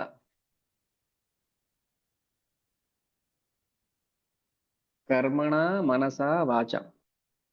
ಆದ್ದರಿಂದ ಮುಂದಿನ ಜನ್ಮಕ್ಕೆ ನಾವು ಪ್ರಿಪೇರ್ ಮಾಡ್ಕೋಬೇಕು ನಮ್ಮನ್ನು ನಾವು ಅಂತ ಅರ್ಥ. ಅದಕ್ಕೆ ನಾವು ಸ್ವಲ್ಪ PF ಸೇವ್ ಮಾಡಿ ಇಟ್ಕೋಬೇಕು, ಪ್ರಾವಿಡೆಂಟ್ ಫಂಡ್. ಯಾವ ಪ್ರಾವಿಡೆಂಟ್ ಫಂಡ್ ಹೇಳಿ? ನೆಕ್ಸ್ಟ್ ಲೈಫ್ ಯೂಸ್ ಆಗುವಂಥದ್ದು, ರಿಟೈರ್ಮೆಂಟ್ ಆದ್ಮೇಲೆ ಯೂಸ್ ಆಗುವಂತ PF ಅಲ್ಲ, ಪ್ರಾವಿಡೆಂಟ್ ಫಂಡ್. ನಮ್ಮ ಅಕೌಂಟ್ ಅಲ್ಲಿ ಅದು ಡೆಪಾಸಿಟ್ ಆಗ್ಬೇಕು. ಅದಕ್ಕೆ ಸುಕೃತಿ ಪುಣ್ಯ ಕಾರ್ಯಗಳು. ಒಂದು ದಿನ ಶ್ರವಣ ಮಾಡಿದ್ರು ಕೂಡ ನಮ್ಮ ಕಂಪ್ನಿಗಳಲ್ಲಿ ಏನ್ ರೂಲ್ಸ್ ಅಂದ್ರೆ, ನೀವು 2 ಅವರ್ಸ್ ಕೆಲಸ ಮಾಡಿದ್ರು ಒಂದು ದಿನದಲ್ಲಿ 8 ಅವರ್ಸ್ ಅಲ್ವಾ, 2 ಅವರ್ ಕೆಲಸ ಮಾಡೋದು ಸಾಕು, ನಿಮ್ಗೆ DA ಬಂದ್ಬಿಡುತ್ತೆ, ಬೇಸಿಕ್ ಬರುತ್ತೆ. ಅಂದ್ರೆ ಫುಲ್ ಬರಲ್ಲ, 2 ಅವರ್ಗೆ ಎಷ್ಟು ಕೊಡ್ಬೇಕು ಅಷ್ಟು ಕೊಡ್ತಾರೆ. ಒಂದು ನಿಮಿಷ ಅರ್ಲಿ ಗೋಯಿಂಗ್ ಲೇಟ್ ಕಮಿಂಗ್ ಬಂದ್ರೆ ಒಂದು ನಿಮಿಷಕ್ಕೆ ಎಷ್ಟು ಕಟ್ ಮಾಡ್ಬೇಕು? 5 ಪೈಸೆ, 10 ಪೈಸೆ, 1 ರೂಪಾಯಿ, 2 ರೂಪಾಯಿ ಕಟ್ ಮಾಡ್ತಾರೆ. ಹಾಗೇನೆ ಭಗವಂತ ಲೆಕ್ಕಾಚಾರನು. ನಿಮ್ಮ ಪ್ರಾವಿಡೆಂಟ್ ಫಂಡ್ ಅಲ್ಲಿ ದುಡ್ಡಿಲ್ಲ, ಎಲ್ಲ ಸರ್ವಿಸ್ ಅಲ್ಲಿ ಇದ್ದಾಗಲೇ ಕುಡಿದು ತಿಂದು ಮಜಾ ಮಾಡ್ಬಿಟ್ಟಿದೀನಿ, ಆಮೇಲೆ ನಾನು ರಿಟೈರ್ಡ್ ಆದ್ಮೇಲೆ ದುಡ್ಡು ಕೊಡಿ ಅಂದ್ರೆ ಎಲ್ಲಿಂದ ಕೊಡ್ತಾರೆ? ಇಲ್ಲ ಹೋಗ್ರಿ, ನೀವೆಲ್ಲ ತಿಂದು ಖಾಲಿ ಮಾಡಿದೀರಾ ಬದುಕಿದ್ದಾಗಲೇ, ಸರ್ವಿಸ್ ಅಲ್ಲಿ ಇದ್ದಾಗಲೇ ಅಂತ ಹೇಳಿ ಕಳಿಸ್ತಾರೆ. ಇಲ್ಲ ಸ್ವಾಮಿ ದಯವಿಟ್ಟು ಕೊಡಿ ಸ್ವಾಮಿ, ನನಗೆ ಹೆಂಡತಿ ಮಕ್ಳಿದೆ, ಇವಾಗ ಗೊತ್ತಾಯ್ತಾ ಹೆಂಡತಿ ಮಕ್ಳಿದ್ದಾರೆ ಅಂತ, ಭಿಕ್ಷೆ ತಗೋ ಅಂತ ಕಳಿಸ್ತಾರೆ. ಹೋಗ್ ಭಿಕ್ಷೆ ಎತ್ಕೊಂತೀನಿ, ನಿನ್ ಇಷ್ಟ, ನಿನ್ ಪಾಡು. ರಿಟೈರ್ಮೆಂಟ್ ಆದ್ಮೇಲೆ ಗೊತ್ತಾಯ್ತಾ ಹೆಂಡತಿ ಮಕ್ಳಿದ್ದಾರೆ, ಮನೆ ಬಾಡಿಗೆ ಕಟ್ಟಬೇಕು, ಕರೆಂಟ್ ಬಿಲ್ ಕಟ್ಟಬೇಕು ಸ್ವಾಮಿ ಅಂತ ಹೇಳಕ್ಕೆ? ಬದುಕಿದ್ದಾಗ ಏನ್ ಮಾಡಿದೆ ನೀನು? ಸಂಬಳ ಬರ್ತಿದ್ದಂಗೆ ಕುಡಿಯಕ್ ಹೋಗ್ತಾ ಇದ್ದೆ, ಸಾಲ ಮಾಡಿ ಕುಡ್ದೆ, PF ಅಲ್ಲಿರೋ ದುಡ್ಡು ಎತ್ಬಿಟ್ಟಿದ್ದೆ.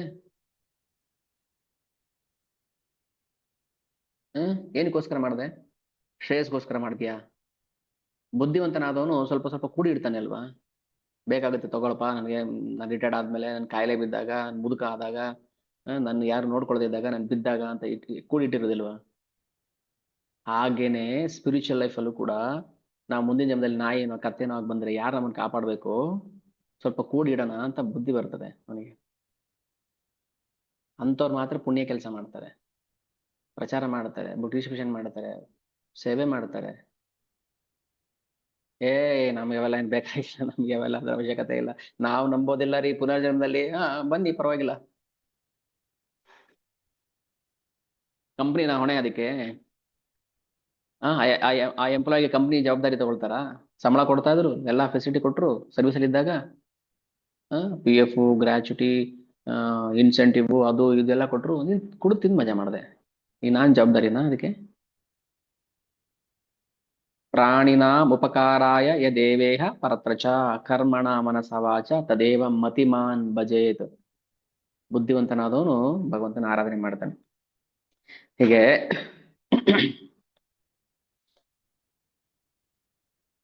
ಮಹಾಪ್ರಭು ನೋಡಿ ಅವ್ರು ಏನ್ ಹೇಳ್ತಾರೆ ನೋಡಪ್ಪ, ನನ್ನ ಹತ್ರ ಬಂದ್ರೆ ನಾನು ದುಡ್ಡು ಕಾಸು ಕೊಡೋದಿಲ್ಲ, ಯಾಕೆ ನಾನು ಶ್ರೀಮಂತ ಅಲ್ಲ. ಮಾಲಿ ಮನುಷ್ಯ ಆ ಮಾರ ನಾಹಿ ರಾಜ್ಯ ಧನ. ಮಹಾಪ್ರಭು ಮಹಾಪ್ರಭು ನನಗೆ ರಾಜ್ಯ ಬೇಕು, ಮಹಾಪ್ರಭು ನನಗೆ ದುಡ್ಡು ಬೇಕು, ಮಹಾಪ್ರಭು ನನಗೆ ಅದು ಬೇಕು. ನಾಯಿ ರಾಜ್ಯ ಧನ ನನ್ನ ಹತ್ರ ಇಲ್ಲ, ನಾನು ಕೊಡಲ್ಲ. ನಿನ್ಗೆ ಏನಾದ್ರೂ ಬೇಕು ಅಂದ್ರೆ ಫಲ ಫುಲ ದಿಯ ಕರಿ ಪುಣ್ಯ ಉಪಾರ್ಜನ. ನನ್ನ ಹತ್ರ ಬಂದ್ರೆ ನೀವು, ನಾನು ನಿಮ್ಗೆ ಕೃಷ್ಣ ಪ್ರೇಮ ಕೊಡ್ತೀನಿ. ಫಲ ನನಗದು ಬೇಡ, ನನಗದು ಬೇಡ, ನನಗ್ ಬೇಡ ಅದು, ನನಗೆ ಹೆಂಡತಿ ಮಕ್ಳು ಚೆನ್ನಾಗಿದ್ರೆ ಸಾಕು, ನನಗೊಂದಷ್ಟು ದುಡ್ಡು ಕೊಟ್ಬಿಟ್ರೆ ಸಾಕು ನನಗೆ. ನಾಯಿ ರಾಜ್ಯ ಧನ, ನನ್ನ ಹತ್ರ ರಾಜ್ಯ, ದುಡ್ಡು, ಜಮೀನು ಅವೆಲ್ಲ ಇಲ್ಲ ನನ್ನ ಹತ್ರ.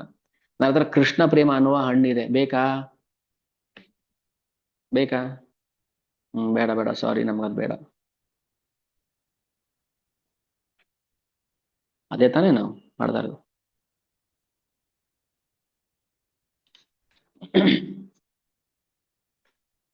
ಭಗವಂತ ಎಷ್ಟು ಕರುಣಾಮಯಿ ನೋಡ್ರಿ, ಎಷ್ಟು ಕರುಣಾಮಯಿ. ನೀನ್ ಏನೂ ಮಾಡ್ಲಿಲ್ಲ ಅಂದ್ರೂ ಪರವಾಗಿಲ್ಲಪ್ಪ, ನೀನೇನು ನನಗೆ ಕಿರೀಟ ಕೊಡ್ಸು ಅಂತ ನನಗೆ ಕೇಳ್ತಾ ಇಲ್ಲ. ನೋಡಿ ಬಡವ್ರ ಜೀವನ ಎಷ್ಟು ಚೆನ್ನಾಗಿರುತ್ತೆ ಗೊತ್ತಾ? ಸುಧಾಮ ಅವ್ನ್ಗೆ ಏನಿತ್ತೋ ಇಲ್ವೋ ಗೊತ್ತಿಲ್ಲ, ಶ್ರೀಮಂತಿಗೆ ಜ್ಞಾನ ಇತ್ತು ಅವನಿಗೆ. ಏನ್ ಜ್ಞಾನ ಇತ್ತು? ಭಗವಂತ ಕೃಷ್ಣ ದೇವತಮ ಪರಮ ಪುರುಷ ಅನ್ನೋದು ಗೊತ್ತಿತ್ತು ಅವನಿಗೆ, ಅರಿವಿತ್ತು. ಅಷ್ಟಿದ್ರೆ ಸಾಕು, ಇನ್ನೇನು ಐಶ್ವರ್ಯ ಧನ ಏನು ಬೇಕಾಗಿಲ್ಲ, ಏನು ಕೇಳೋದಿಲ್ಲ. ಆದ್ರೆ ಭಗವಂತ ಅದನ್ನು ಕೊಡ್ತಾನೆ, ಅದು ಕೊಟ್ಟು ಉದ್ಧಾರ ಮಾಡ್ತಾನೆ. ಯಾರು ಏನೂ ಬಯಸೋದಿಲ್ವೋ ಅವ್ರಿಗೆಲ್ಲಾ ಕೊಡ್ತಾನೆ. ಯಾರು ಏನಾದ್ರೂ ಬಯಸ್ಕೊಂಡು ಬರ್ತಾರೋ ಅವ್ರಿಗೆ ಅಷ್ಟು ಮಾತ್ರ ಕೊಟ್ಬಿಟ್ಟು ಸುಮ್ಮನಾಗ್ಬಿಡ್ತಾನೆ. ಮಹಾಪ್ರಭು ಹೇಳ್ತಾರೆ, ನಾನು ಅದು ಕೊಡೋದಿಲ್ಲ, ನಾನು ಅದನ್ನೂ ಕೊಡೋದಿಲ್ಲ. ಯಾಕೆ ಕೊಡ್ಬೇಕು ನಾನು? ಇಲ್ಲ ಮಗು ಹಠ ಮಾಡ್ತಾ ಇದ್ದೀರಿ ಅದಕ್ಕೆ ಚಾಕ್ಲೇಟ್ ಕೊಡಿಸ್ದೆ, ಕೊಡಿಸ್ಬಾರ್ದು, ಅಲ್ಲಿ ಉಳ್ಕಾಗುತ್ತೆ. ಆದ್ರೆ ಅಲ್ಲಿ ಪರವಾಗಿಲ್ಲ, ಕೀಳ್ಸನ. ಯಾರಾದ್ರು ಮಾಡ್ತಾರ ಆತರ? ಅಲ್ಲಿ ಉಳ್ಕಾದ್ರೂ ಪರವಾಗಿಲ್ಲ ರೀ, ತಿನ್ಲಿ, ಚೆನ್ನಾಗಿ ತಿನ್ಲಿ, ಉಳ್ಕಾದ್ರೆ ಬೇಕಾದ್ರೆ ಕೀಳ್ಸನ, ಅದು ಪ್ರೀತಿನ? ಅದು ಕೊಡಲ್ಲ, ನಾನು ಕೊಡ್ಸಲ್ಲ. ಮಹಾಪ್ರಭು ಅದೇ ಹೇಳ್ತಾರೆ, ನಾಯಿ ರಾಜ್ಯ ಧನ, ನನ್ನ ಹತ್ರ ಬಂದ್ರೆ ರಾಜ್ಯ ಧನ ಏನು ಕೊಡೋದಿಲ್ಲ, ನಾನು ಕೃಷ್ಣ ಫಲ ಕೊಡ್ತೀನಿ, ಬೇಕಾ ಕೃಷ್ಣ ಪ್ರೇಮ? ಹಾಗೆ ಮಕ್ಳು, ನಾವು ಮಕ್ಳು, ನಮ್ಗೇನು ಗೊತ್ತಿಲ್ಲ, ನಾವು ಹಠ ಮಾಡ್ತೀವಿ, ನನ್ಗದ್ ಬೇಕು ಬೇಕು, ಕೊಡು ಕೊಡು ಕೊಡು ಅಂತ ಹಠ ಮಾಡ್ತೀವಿ ನಾವು, ಆದ್ರೆ ಭಗವಂತ ಕೊಡೋದಿಲ್ಲ. ಆಗ ನಾವೇನ್ ಮಾಡ್ತೀವಿ, ಅವ್ನ ಮೇಲೆ ಮುನ್ಸ್ಕೊಂಡು ಬೇಜಾರ್ ಮಾಡ್ಕೊಂಡು ಬಂದ್ಬಿಡ್ತೀವಿ ಅಲ್ವಾ?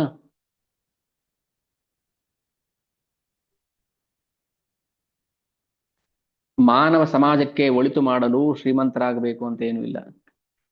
ಶ್ರೀಮಂತರಾಗ್ಬೇಕಾ? ನೋಡಿ, ನನ್ನ ಹತ್ರ ಏನಿಲ್ಲ, ನಾನೊಬ್ಬ ನಿರ್ಗತಿಕ. ಒಂದು ಕೌಪಿನ ಇದೆ, ಒಂದು ಶಲ್ಯ ಇದೆ ಮಾನ ಮುಚ್ಕೊಳಕ್ಕೆ. ಆದ್ರೆ ಕೃಷ್ಣ ಪ್ರಜ್ಞೆನ ಕೊಡೋದಕ್ಕೆ ಎಲ್ಲಿ ಬೇಕಾದ್ರೂ ಕೊಡ್ಬೋದಲ್ಲ, ಎಲ್ಲಿ ನಿಂತ್ಕೊಂಡ್ ಬೇಕಾದ್ರೂ ಕೃಷ್ಣ ಪ್ರಜ್ಞೆ ಕೊಡ್ಬೋದಲ್ಲ. ಶ್ರೀಮಂತರಾಗಿರ್ಬೇಕಾ ಅದಕ್ಕೆ ಏನಾದ್ರು? ಮಾನವ ಸಮಾಜಕ್ಕೆ ಒಳಿತು ಮಾಡಲು ಯಾರೊಬ್ಬರು ಶ್ರೀಮಂತರಾಗಬೇಕಾಗಿಲ್ಲ ಮತ್ತು ಸಮೃದ್ಧರಾಗಬೇಕಾಗಿಲ್ಲ. ಅಯ್ಯೋ ನಮಗ ದುಡ್ಡಿಲ್ಲ ರೀ, ಇದು ಕೃಷ್ಣ ಪ್ರಜ್ಞೆ ಕೊಟ್ರಿ ಹೋಗ್ಲಿ, ಹರೇ ಕೃಷ್ಣ ಹೇಳಕ್ ಹೇಳಿ, ಚಾಂಟಿಂಗ್ ಮಾಡಿ ಹರೇ ಕೃಷ್ಣ. ಕರ್ಕೊಂಬನ್ನಿ 4 ಜನ, ಬನ್ನಿ ಅಲ್ಲಿ ಚಾಂಟಿಂಗ್ ಮಾಡೋಣ, ಬನ್ನಿ ಭಗವಂತ ಸೇವೆ ಮಾಡೋಣ, ಬನ್ನಿ 1 ಗಂಟೆ ಕೂತ್ಕೊಳ್ಳಿ. ಇದಕ್ಕಿಂತ ದೊಡ್ಡ ಉಪಕಾರ ಏನಿದೆ?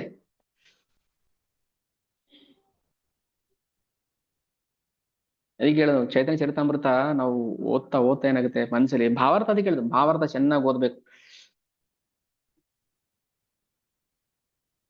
ಅದು ಚೆನ್ನಾಗಿ ಅದು ಜೀರ್ಣ ಮಾಡ್ಕೋಬೇಕು. ಅದು ಜೀರ್ಣ ಆದಾಗ ಏನಾಗುತ್ತೆ ಗೊತ್ತಾ? ರೀಚಿಂಗ್, ಡಿಸ್ಟ್ರಿಬ್ಯೂಷನ್, ನಗರ ಸಂಕೀರ್ತನೆ, ಪ್ರಸಾದ ಹಂಚೋದು ಮಾಡಿ ಮನೇಲಿ ಒಂದು ನಾಮಹಟ್ಟ ತರ ಮಾಡ್ಕೊಳ್ಳಿ, ಭಕ್ತಿ ವೃಕ್ಷ ಮಾಡಿ, ನಮ್ಗೆ ಏನ್ ಆಗುತ್ತೋ ಅದನ್ನ ಭಗವಂತನಿಗೆ ಆಫರ್ ಮಾಡಿ ಪ್ರಸಾದ ಅಂತ ಹಂಚಿ. ಪ್ರಸಾದ ಹಂಚೋದ್ರಿಂದನೂ ಕೂಡ ನಮ್ಮ ಸುಕೃತಿ ಬೆಳೆಯುತ್ತೆ. ಇದೆಯಾ? ಭಗವಂತ ನಮ್ಗೆ ವಿಪುಲವಾಗಿ ಕೊಟ್ಟಿದ್ದಾನ, ದುಡ್ಡು ಹೇಳುವಾಗ ಕೊಟ್ಟಿದ್ದಾನ. ಒಂದು ಸಣ್ಣ ಭಾಗನ ಇದು ಪ್ರಸಾದ ವಿನಿಯೋಗಕ್ಕೆ ಇರ್ಲಿ. 100 ರೂಪಾಯಿ ಸಂಪಾದನೆ ಮಾಡ್ತಾ ಇದ್ರೆ ಅದ್ರಲ್ಲಿ 1 ರೂಪಾಯಿ ತೆಗೆದು ಇಟ್ಬಿಟ್ಟು ಇದು 1 ರೂಪಾಯಿಲಿ ನಾವು ಪ್ರಸಾದ ವಿನಿಯೋಗ ಮಾಡ್ಬೇಕು, ಜನಗಳಿಗೆ ಹಂಚಬೇಕು. ಜಗನ್ನಾಥ ಎಷ್ಟು ಕೊಟ್ಟು ಕಳಿಸ್ತದೆ ನಮ್ಗೆ, ಹೋಗು ಹೋಗು ತಗೋ ಹಂಚು, ಬರ್ತಾರೆ ಇವತ್ತಲ್ಲಿ ನಾಳೆ ಬರ್ತಾರೆ ಪ್ರಸಾದ ತಿಂದು ಭಕ್ತಿ ಮಾಡಕ್ ಬರ್ತಾರೆ ಅಂತ. ನಾವು ಅದೇ ಮಾಡ್ಬೇಕು. ಬಂದ್ ಪ್ರಸಾದ ತಿಂದವ್ರಿಗೆಲ್ರಿಗೂ ಬನ್ನಿ ಭಕ್ತಿ ಮಾಡಿ, ಭಕ್ತಿ ಮಾಡಕ್ಕೆ ಒಳ್ಳೆ ಅವಕಾಶ ಇದೆ, ಬನ್ನಿ. ಜನಗಳಿಗೆ ಅದು ಬರೀ ಸ್ವೀಟು ಅನ್ನ ಅಷ್ಟೇ, ಜನಗಳಿಗೆ. ಅದು ನಮಗದು ಭಗವಂತನ ಪ್ರಸಾದ, ಮಹಾಪ್ರಸಾದ ಅದು. ಜನ್ಮ ಸಾರ್ಥಕ ನೋಡಿ. ಈ ಶ್ಲೋಕಕ್ಕೆ ಅರ್ಥನೇ ಹೇಳ್ತಾರೆ ಇಷ್ಟು, 1-2 ಶ್ಲೋಕದ ಅರ್ಥ. ಜನ್ಮ ಸಾರ್ಥಕ ಯಾವಾಗ ಆಗತ್ತೆ ಅಂತ, ಏನ್ ಮಾಡೋದ್ರಿಂದ ಜನ್ಮ ಸಾರ್ಥಕ ಆಗತ್ತೆ ಅಂತ.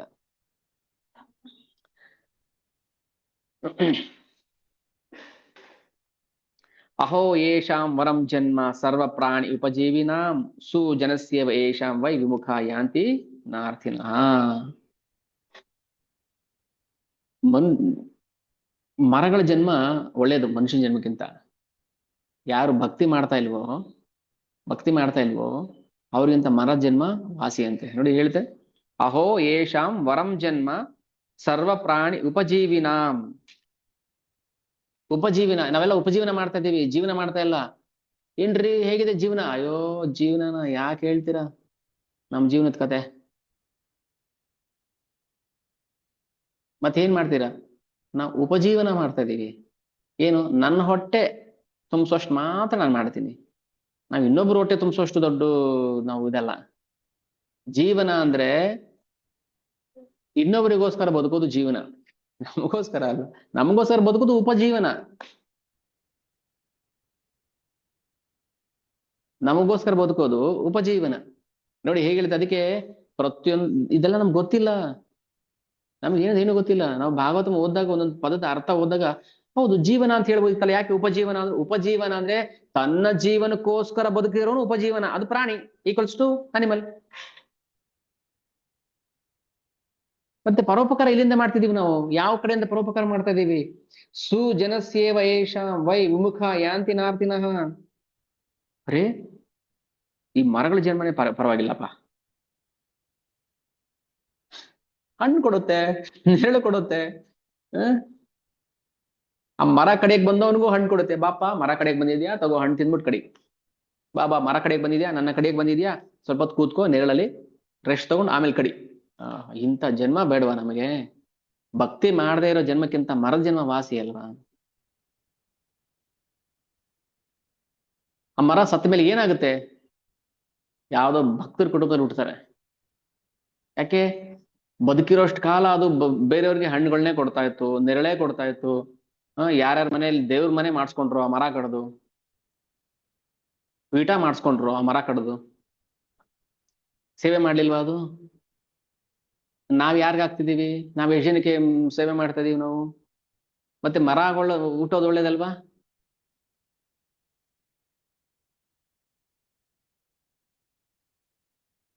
ನೋಡಿ ಎಷ್ಟೋ ಮರಗಳು ಇಲ್ಲಿ ಹೆಂಗ್ ನಿಂತಿದ್ದಾವೆ, ವಾ ತಣ್ಣ ಗಾಳಿ ಬೀಸ್ತಾ ಇದೆ ಅಂತ ಹೇಳೋದಿಲ್ವಾ ನಾವು?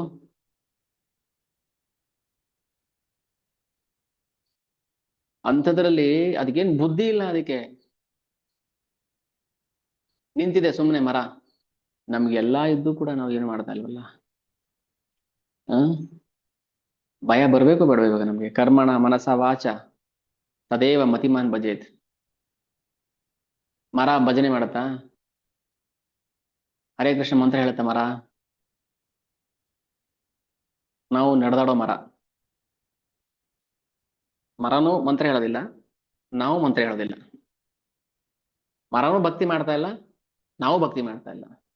ಆದ್ರೆ ಮರ ಹಣ್ಣು ಕೊಡುತ್ತೆ, ಮರ ನೆರಳು ಕೊಡುತ್ತೆ, ನಾವೇನ್ ಕೊಡ್ತಾ ಇದೀವಿ? ಮತ್ತೆ ಯಾರು ಶ್ರೇಷ್ಠ ಇವಾಗ?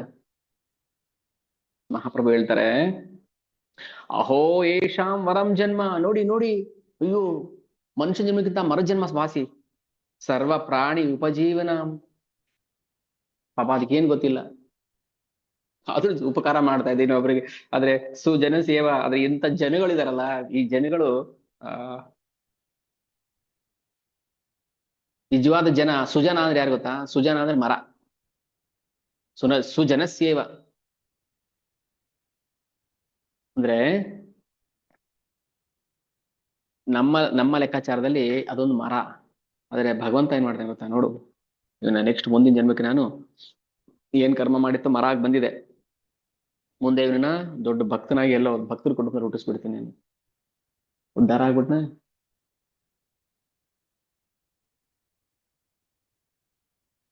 ಜನ್ಮ ಸಾರ್ಥಕ ಕರಿ ಕರ ಪರೋಪಕಾರ.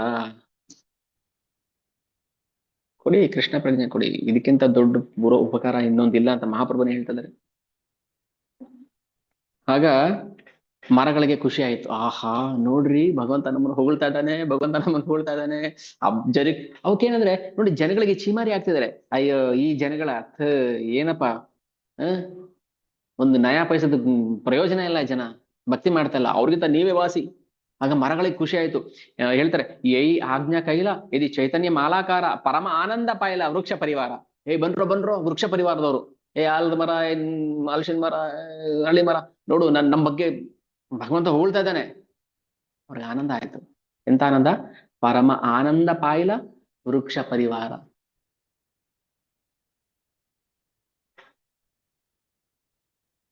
ಟಚ್ ಆಗ್ತಿದ್ಯಾ ಹೃದಯಕ್ಕೆ? ನಾಟ್ತಾ ಇದೆಯಾ ಯಾರಿಗಾದ್ರು? ಹೃದಯಕ್ಕೆ ಟಚ್ ಆಗ್ತಿದ್ಯಾ? ಯಾರು ಬೆಟರ್?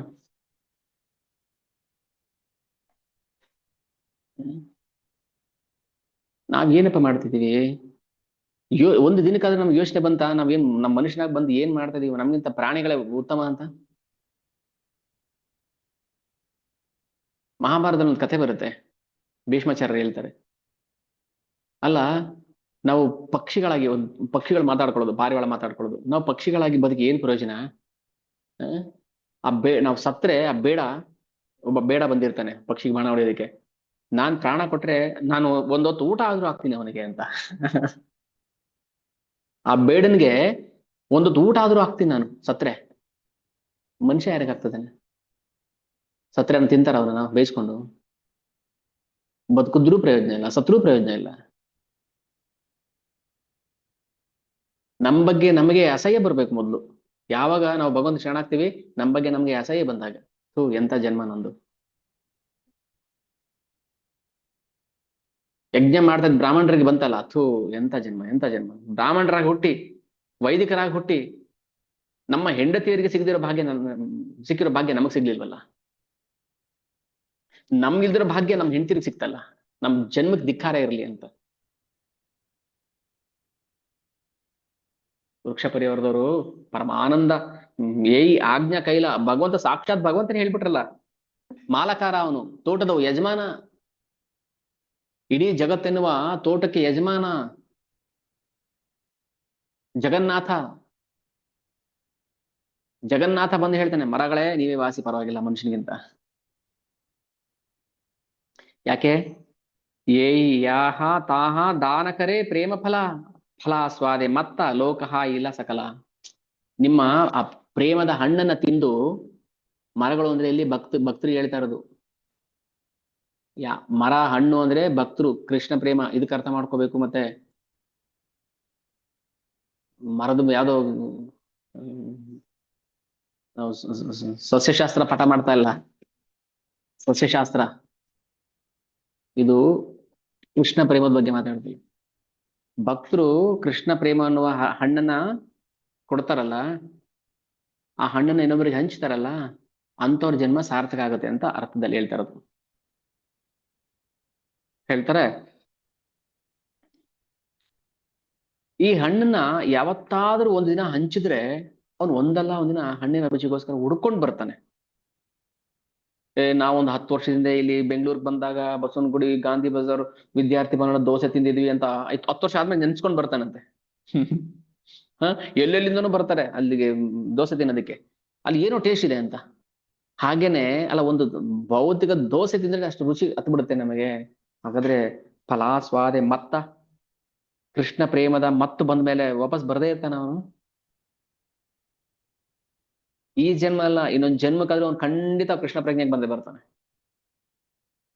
ಫಲ ಆಸ್ವಾದೆ ಅಂದ್ರೆ ಆ ಕೃಷ್ಣ ಪ್ರೇಮದ ಹಣ್ಣನ್ನ ತಿಂದ ಮೇಲೆ, ಆಸ್ವಾದ ಮಾಡಿದ್ಮೇಲೆ ಮತ್ತ ಲೋಕ ಇಡೀ ಜಗತ್ತೇ ಮತ್ತು ಬಂದ್ಬಿಡುತ್ತೆ ಆ ಟೇಸ್ಟ್, ಆ ರುಚಿ. ಮಹಾ ಮಾದಕ ಪ್ರೇಮ ಫಲ ಪೇಟ ಭರಿ ಕಾಯ. ತಿನ್ನಿ ತಿನ್ನಿ, ಹೊಟ್ಟೆ ತುಂಬ ತಿನ್ನಿ, ಪೇಟ ಭರಿ ಕಾಯ ತಿನ್ನಿ, ಎಷ್ಟು ಬೇಕು ಅಷ್ಟು. ಮಾತಿಲ ಸಕಲ ಲೋಕ ಆಸೆ ನಾಚೆ ಗಾಯ. ಹೇಗೆ? ಕೃಷ್ಣ ಪ್ರೇಮವನ್ನ ಕುಡಿದಷ್ಟು ಹಾಡ್ರಿ ಇನ್ನು, ಹರೇ ಕೃಷ್ಣ ಕೃಷ್ಣ ಕೃಷ್ಣ ಹರೇ ಹರೇ, ಹಾಸೆ ನಾಚೆ ಗಾಯೆ, ನಗ್ರಿ, ಹಾಡ್ರಿ, ಕುಣಿರಿ. ಇದು ಕೃಷ್ಣ ಪ್ರೇಮ, ಇದು ಕಲಿಯುಗದ ಧರ್ಮ. ಕೆನ್ನೆ ತಟ್ಕೊಂಡು ಬರೋದಲ್ಲ, ದೇವಸ್ಥಾನಕ್ಕೆ ಹೋಗಿ ಬಸ್ಕಿ ಹೊಡ್ಕೊಂಡು ಬರೋದಲ್ಲ.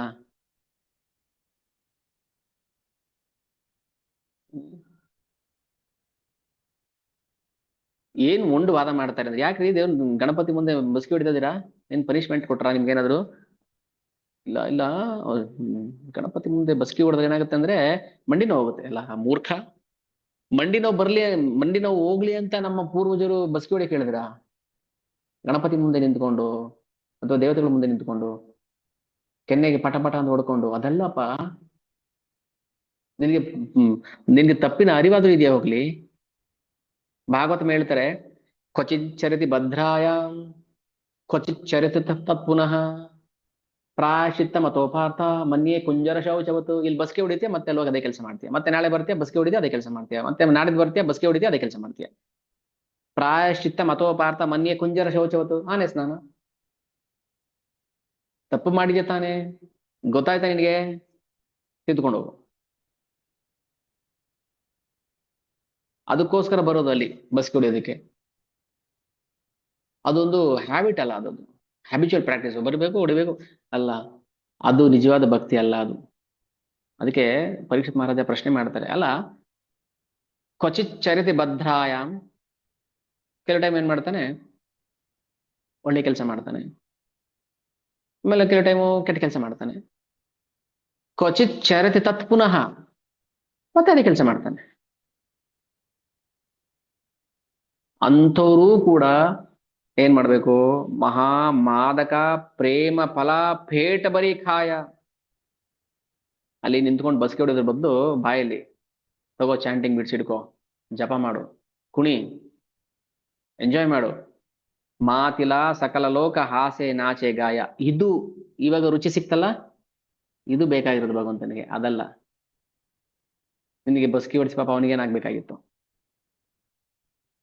ಸ್ಕೂಲಲ್ಲಿ ಹೋಮ್ ವರ್ಕ್ ಮಾಡಿಲ್ಲ ಅಂತ ಮೇಷ್ಟ್ರು ಬಸ್ಕಿ ಹೊಡಿಸ್ತಾರಲ್ಲ, ಪಾಪ ಮೇಷ್ಟ್ರಿಗೆ ಏನ್ ಬಂತು ಸುಖ? ಅವ್ರ ಹೊಟ್ಟೆ ತುಂಬ್ತಾ? ಹುಡುಗನ್ಗೆ ಬಸ್ಕಿ ಹೊಡಿಸಿ ಹುಡುಗನ್ ಒಳ್ಳೇದಾಯ್ತು, ಅಯ್ಯೋ ಮೇಷ್ಟ್ರು ಬಸ್ಕಿ ಹೊಡಿತಾರಪ್ಪ, ನಾಳೆಯಿಂದ ಓದ್ಕೊಂಡ್ ಅಂತ. ಇಲ್ಲಿ ಮೇಷ್ಟ್ರು ಹೊಟ್ಟೆ ತುಂಬಿಸ್ಕೊಳ್ಳೋಕೋಸ್ಕರ ಮಕ್ಕಳಿಗೆ ಪನಿಷ್ಮೆಂಟ್ ಕೊಡೋದಲ್ಲ, ಅವ್ರು ಉದ್ಧಾರ ಆಗ್ಲಿ ಅಂತ. ಮತ್ತೆ ಕ್ವಚಿಚ್ಚರಿತ ಪುನಃ ಅದೇ ಕೆಲಸ ಮಾಡ್ತೀವಿ ಅಂದ್ರೆ ಮತ್ತೇನಕ್ಕೆ ಬೇಕದು? ಕೃಷ್ಣ ಪ್ರೇಮವನ್ನ ಹೊಟ್ಟೆ ತುಂಬ ತಿನ್ನಿ. ಹಣ್ಣು ಕೃಷ್ಣ ಪ್ರೇಮ ಹಣ್ಣಿದೆಯಲ್ಲ, ಮಹಾ ಮಾದಕ ಪ್ರೇಮ ಫಲ ತಿನ್ನಿ ಎಷ್ಟು ಬೇಕಾದ್ರು. ಎಲ್ಲಿ ಸಿಗುತ್ತೆ ಅದು? ಇಸ್ಕಾನ್ಗೆ ಬರ್ಬೇಕು.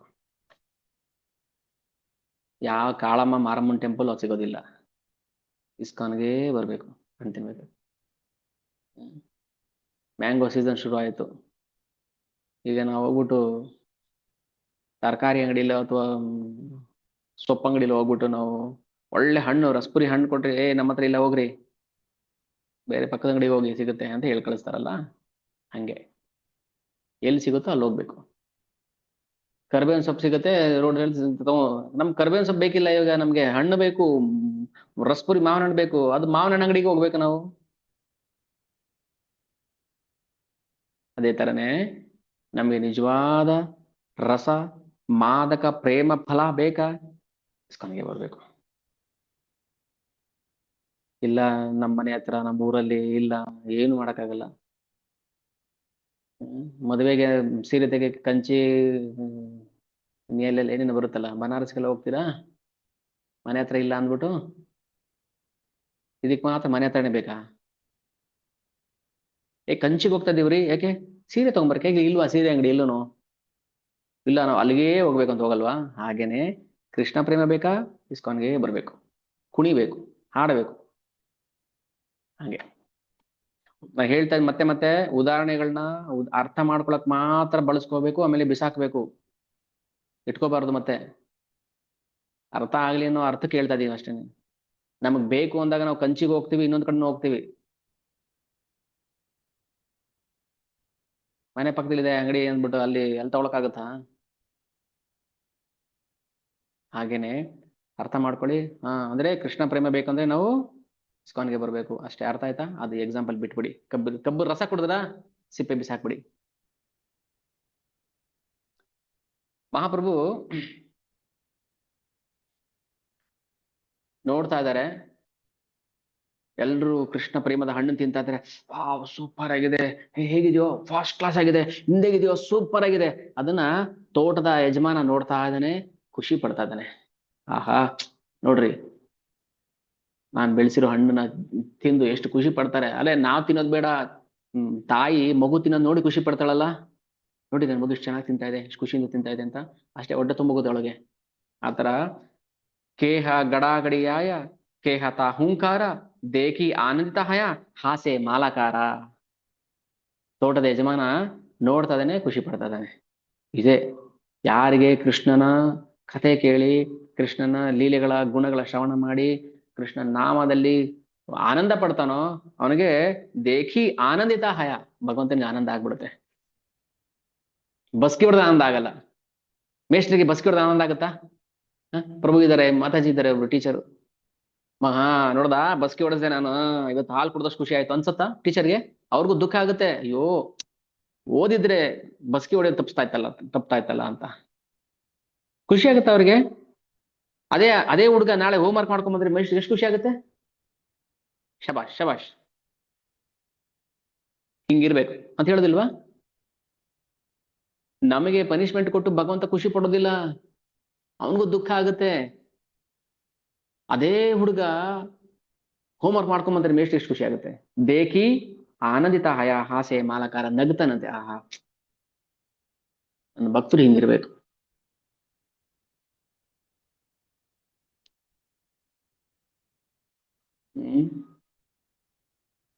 ಆಗ ಯಜಮಾನಿಗೆ ಏನಿಸುತ್ತೆ ಗೊತ್ತಾ?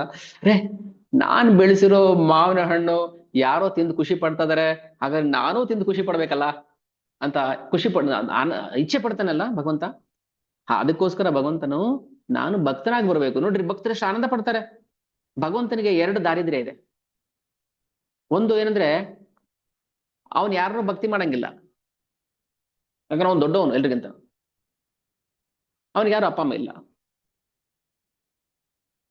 ಪಾಪ ಅವನಿಗೆ. ಅದಕ್ಕೆ ಏನ್ ಮಾಡ್ತಾನೆ, ಅಯ್ಯೋ ನಾನು ಎಷ್ಟು ದರಿದ್ರ ರೀ, ನನಗೆ ಅಪ್ಪ ಅಮ್ಮನೇ ಇಲ್ಲ. ಅದಕ್ಕೆ ನಾನು ಏನ್ ಮಾಡ್ತೀನಿ, ಯಾರನ್ನಾದ್ರೂ ಭಕ್ತರನ್ನ ನನ್ನ ಅಪ್ಪ ಆಗಿ ಸ್ವೀಕಾರ ಮಾಡ್ತೀನಿ, ಅಮ್ಮ ಆಗಿ ಸ್ವೀಕಾರ ಮಾಡ್ತೀನಿ ಅಂತ ಬರ್ತಾನೆ. ನಾನು ಅವ್ರನ್ನೇ ಭಕ್ತಿ ಮಾಡ್ತೀನಿ, ನನ್ನ ಭಕ್ತರನ್ನೇ ಭಕ್ತಿ ಮಾಡ್ತೀನಿ ನಾನು. ಯಾಕಂದ್ರೆ ಭಗವಂತ ಯಾರು ಭಕ್ತಿ ಮಾಡಕ್ ಆಗೋದಿಲ್ಲ, ಭಕ್ತರನ್ನೇ ಮಾಡ್ಬೇಕು ಅವನು, ಯಾಕಂದ್ರೆ ಅವನಿಗೆ ಮೇಲೆ ಯಾರು ಇಲ್ಲ. ಇದು ದರಿದ್ರ ಪಾಪ ಅವನಿಗೆ, ಭಗವಂತಗೂ ದರಿದ್ರ. ನೋಡಿ, ನಾವ್ ಹೇಳ್ತೀವಿ ಅವನು ಸರ್ವ ಏನು ಶ್ರೀಮಂತ, ಸಕಲ ಐಶ್ವರ್ಯ ಪರಿಪೂರ್ಣ ಅಂತ ಹೇಳ್ತೀವಿ, ಆದ್ರೆ ಭಗವಂತನಿಗೂ ಬಡತನ, ದರಿದ್ರ. ಯಾಕಂದ್ರೆ ಪಾಪ ಅವನ್ಗೆ ಅಪ್ಪ ಅಮ್ಮ ಇಲ್ಲ, ಆ, ಅಲ್ವಾ? ಅವನು ಕೂಡ ಆಸೆ ಪಡ್ತಾನೆ, ಅದೇ ನಾನು ಅಪ್ಪ ಅಮ್ಮನ ಇಟ್ಕೊಂಡಿದ್ರೆ ಹೆಂಗಿಷ್ಟು ಚೆನ್ನಾಗಿರ್ತಾ ಇತ್ತು, ನನಗೂ ಅಪ್ಪ ಅಮ್ಮ ಇದ್ದಿದ್ರೆ, ನಾನೇ ಎಲ್ರಿಗೂ ಇಡೀ ಜಗತ್ತಿಗೆ ನಾನೇ ಅಪ್ಪ ನಾನೇ ಅಮ್ಮ, ಪಿತಾಮಹಸ್ಯ ಜಗತ್ತೋ ಮಾತಾ ಧಾತಾ ಪಿತಾಮಹ. ಭಗವಂತ ಯಾರನ್ನ ಭಕ್ತಿ ಮಾಡ್ತಾನೆ? ಭಗವಂತ ಭಕ್ತರನ್ನ ಭಕ್ತಿ ಮಾಡ್ತಾನೆ.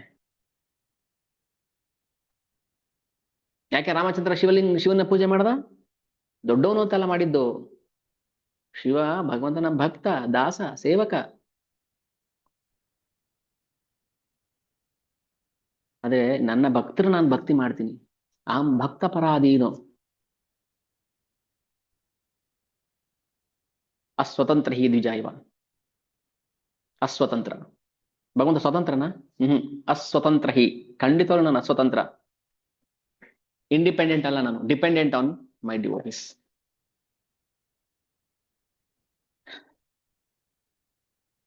ಇದು ಪ್ರೇಮದ ರುಚಿ.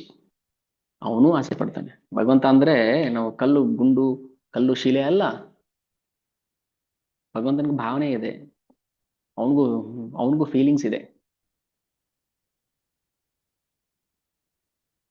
ಅವನು ಖುಷಿ ಪಡ್ತಿರ್ತಾನೆ, ಅವನು ಕುತ್ಕೊಂಡು ಪಾಠ ಕೇಳ್ತಿರ್ತಾನೆ.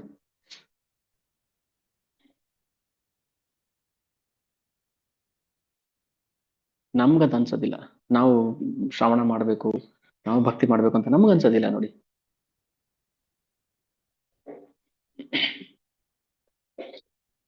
ಯಾರು ಚೇತನ ಮಹಾಪ್ರಭುನ ಇವನೊಬ್ಬ ಕುಡುಕ ಸನ್ಯಾಸಿ, ಸುಮ್ನೆ ಹಾಡ್ಕೊಂಡು ಕುಣ್ಕೊಂಡು ಮೂರ್ಛೆ ಹೋಗಿ ಬೀಳ್ತಿರ್ತಾನೆ ಅಂತಿದ್ರಲ್ಲ ಮಾಯಾವಾದಿ ಸನ್ಯಾಸಿಗಳು, ಅವರು ಕೂಡ ಆ ಪ್ರೇಮದ ಫಲವನ್ನ ತಿಂದು ಆಹಾ ಇದಕ್ಕೆ ರೀ, ಇದಕ್ಕೆ ಮಹಾಪ್ರಭು ಕುಣಿತಾ ಇದ್ದಿದ್ದು, ಮೂರ್ಛೆ ಹೋಗ್ತಾ ಇದ್ದಿದ್ದು, ಇಷ್ಟು ಟೇಸ್ಟ್ ಇರೋದಕ್ಕೆ ತಾನೆ ಅಂತ ಅರ್ಥ ಆಯ್ತು ಅವ್ರಿಗೆ. ಏ ಪೂರ್ವೆ ನಿಂದಾ ಕೈಲ, ಯಾರ್ಯಾರು ಹಿಂದೆ ನಿಂದನೆ ಮಾಡಿದ್ರೋ ಅವರೇ ಬಲಿ ಮಾತೋ ಎಲ, ಸೇಹೋ ಫಲಕಾಯ ನಾಚೆ ಬಲೆ ಬಾಲ ಬಾಲ. ರೇ ರೇ ರೇ ಸಖತ್ತಾಗಿದೆ ರೀ. ಯಾರು ಹಿಂದೆ ನಿಂದನೆ ಮಾಡಿದ್ರೋ ಅವರೇ ಅದನ್ನ ಒಪ್ಕೋತಾರೆ.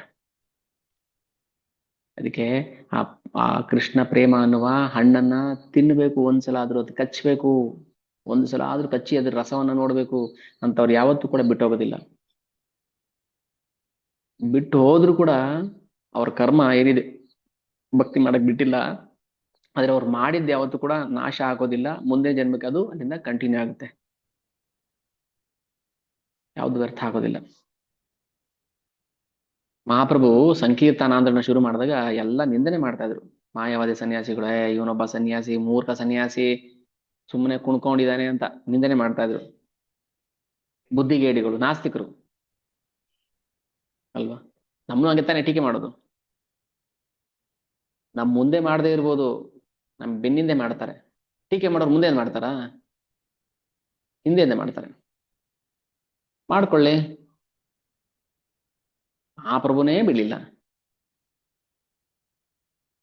ಯುಗ ಧರ್ಮ ಪ್ರಚಾರ ಮಾಡಕ್ ಬಂದ ಭಗವಂತನ್ನೇ ಬಿಡ್ಲಿಲ್ಲ. ಈ ನಮ್ದೆಲ್ಲ ಏನು? ಅದಕ್ಕೆ ತಲೆಗೆ ಹಾಕೋಬೇಡಿ. ನಿಮ್ ಪಾಡೇನು ಗಲ್ಲಿ ಗಲ್ಲಿ ಮುಸ್ಲಿಂ ಏರಿಯಾಗೂ ಹೋಗಿ ನಗರ ಸಂಕೀರ್ತನ ಮಾಡಿ, ಮುಸ್ಲಿಂ ಏರಿಯಾಗೆ ಹೋಗಿ ಭಗವದ್ಗೀತಾ ಡಿಸ್ಟ್ರಿಬ್ಯೂಟ್ ಮಾಡಿ.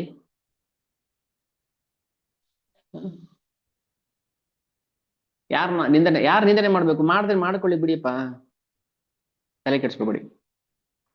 ಏ ಪೂರ್ವೆ ನಿಂದಾ ಕೈಲ, ಬಲಿ ಮಾತೋಯಾಲ, ಸೇಹೋ ಫಲಕಾಯ. ಅವರು ಹಣ್ಣು ತಿಂದ ಮೇಲೆ ಏನಾಗುತ್ತೆ? ನಾಚೆ ಬಲೆ ಫಲ ಫಲ ಫಲ. ಅವರು ಕುಣಿತಾರೆ ಒಂದಲ್ಲ ಒಂದಿನ. ಹೀಗೆ ಭಗವಂತ ಆ ಪ್ರೇಮ ಫಲವನ್ನ ಹಂಚುವುದರ ಮಹತ್ವ ತಿಳಿಸಿದ್ರು.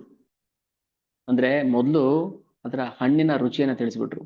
ಈಗ ಅದರ ವೃಕ್ಷದ ಬೇರೆ ಬೇರೆ ರೆಂಬೆಗಳಿದಾವಲ್ಲ, ಅಂದ್ರೆ ಮಹಾಪ್ರಭು ಅವರ ಅವರ ಶಿಷ್ಯರು ಇವರೆಲ್ಲ ರೆಂಬೆ ಕೊಂಬೆಗಳು. ಇವರು ಹೇಗೆ ಹೇಗೆ ಪ್ರಚಾರ ಮಾಡಿದ್ರು ಅನ್ನೋದನ್ನ ನಾವು ಮುಂದಿನ ಅಧ್ಯಾಯದಲ್ಲಿ ನಾವು ಶ್ರವಣ ಮಾಡೋದು. ಮಹಾಪ್ರಭು ತೋಟದ ಮಾಲೀಕ ಅಲ್ವಾ? ತೋಟ ಅಂದ್ರೆ ಏನಂತ ಅನ್ಕೋಬೇಕು ನಾವು? ಇಡೀ ಜಗತ್ತು. ಮಾಲೀಕ ಅಂದ್ರೆ ಯಜಮಾನ, ಇಡೀ ಜಗತ್ತನ್ನೇ ನಿಯಮನ ಮಾಡುವಂತಹ ಸರ್ವಶಕ್ತ ಭಗವಂತ ತಾನೂ ಆ ಪ್ರೇಮದ ಫಲವನ್ನ ಆಸ್ವಾದಿಸ್ಬೇಕು ಅಂತಾನೆ ಭಕ್ತನ ರೂಪದಲ್ಲಿ ಬಂದಿದ್ದು.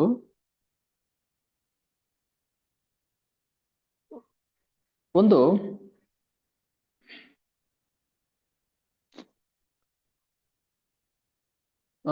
ಇದು ಮುಂದೆ ಬರುತ್ತೆ ಕಥೆ ಲೀಲೆ.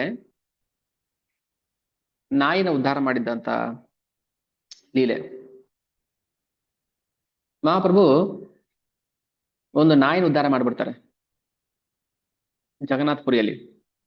ಅಂದ್ರೆ ಆ ನಾಯಿ ಜನ್ಮ ಹೋಯ್ತು ಅವ್ರಿಗೆ, ಅವರು ನೇರವಾಗಿ ಭಗವದ್ಧಾಮವನ್ನ ಪ್ರವೇಶ ಮಾಡಿದ್ರು. ಆದ್ರೆ ಮೂಲತಃ ನಾಯಿ ಕೊಳಕು ಪ್ರಾಣಿ. ಅದ್ಯಾವ್ದೋ ಲ್ಯಾಬ್ರಡಾರೋ ಏನ್ ಹೇಳ್ತಲ್ಲ, ಏನೇನೋ ರೋಡ್ ಜಾತಿ, ಅದು ಕೊಳಕು ಹೀನ ಪ್ರಾಣಿ. ಅದು ಯಾರೋ ಸಾಕೊಂಡಿದ್ರೆ ಅದಕ್ಕೇನ್ ಗೊತ್ತಪ್ಪ, ಈಗ ತುಳಸಿ ಗಿಡದ ಮುಂದೆ ನಿಲ್ಸಿ ಅದು ಮೂತ್ರ ವಿಸರ್ಜನೆ ಮಾಡ್ಬಿಡುತ್ತೆ ತುಳಸಿ ಗಿಡದ ಮೇಲೆ. ಅಲ್ಲ ಅದಕ್ಕೇನ್ ಪಾಪ ಬರಲ್ಲ ಬಿಡಿ, ಯಾಕಂದ್ರೆ ಅದು ಮೊದಲೇ ಪಾಪಿ, ಇನ್ನೇನ್ ಪಾಪ ಬರ್ಬೇಕು ಅದಕ್ಕೆ. ಅಂತ ಪಾಪಿ ಪ್ರಾಣಿಯನ್ನು ಕೂಡ ಭಗವಂತ ಉದ್ಧಾರ ಮಾಡ್ಬಿಟ್ರು. ತುಳಸಿ ಗಿಡದ ಮೇಲೆ ಮೂತ್ರ ಮಾಡುವಂತ ಹೀನ ಪ್ರಾಣಿ, ಅದಕ್ಕೇನ್ ಗೊತ್ತು ತುಳಸಿ ಗಿಡ ಅಂತ. ತುಳಸಿ ಗಿಡ ಆದ್ರೂ ಅಷ್ಟೇ, ಅದು ಲ್ಯಾಂಬೋರ್ಗಿನ್ ಕಾರ್ ಆದ್ರೂ ಅಷ್ಟೇ, ಅದು ಸುಯ್ ಅಂತ ಮೂತ್ರ ವಿಸರ್ಜನೆ ಮಾಡ್ಬಿಡುತ್ತೆ. ಅಂತ ಅಂತ ಅಸಹ್ಯ ಪ್ರಾಣಿನೂ ಕೂಡ ಭಗವಂತನ ದೃಷ್ಟಿ ಬಿದ್ದಾಗ ಉದ್ಧಾರ ಆಗ್ಬಿಡ್ತಾರೆ ಅಂದ್ರೆ ಅಂತ ಅಂದ್ಮೇಲೆ ನಮ್ಮ ಕಥೆ ಏನು ಹಾಗಾದ್ರೆ?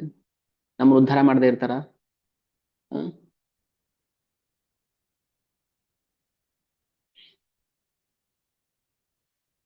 ಕಥಾಂಚಿತ್ ಆಶ್ರಯ ದೇಶಂ ಶ್ವಾಪಿ ತದ್ಗಂಧ ಭಾಗ್ ಭವೇತ್.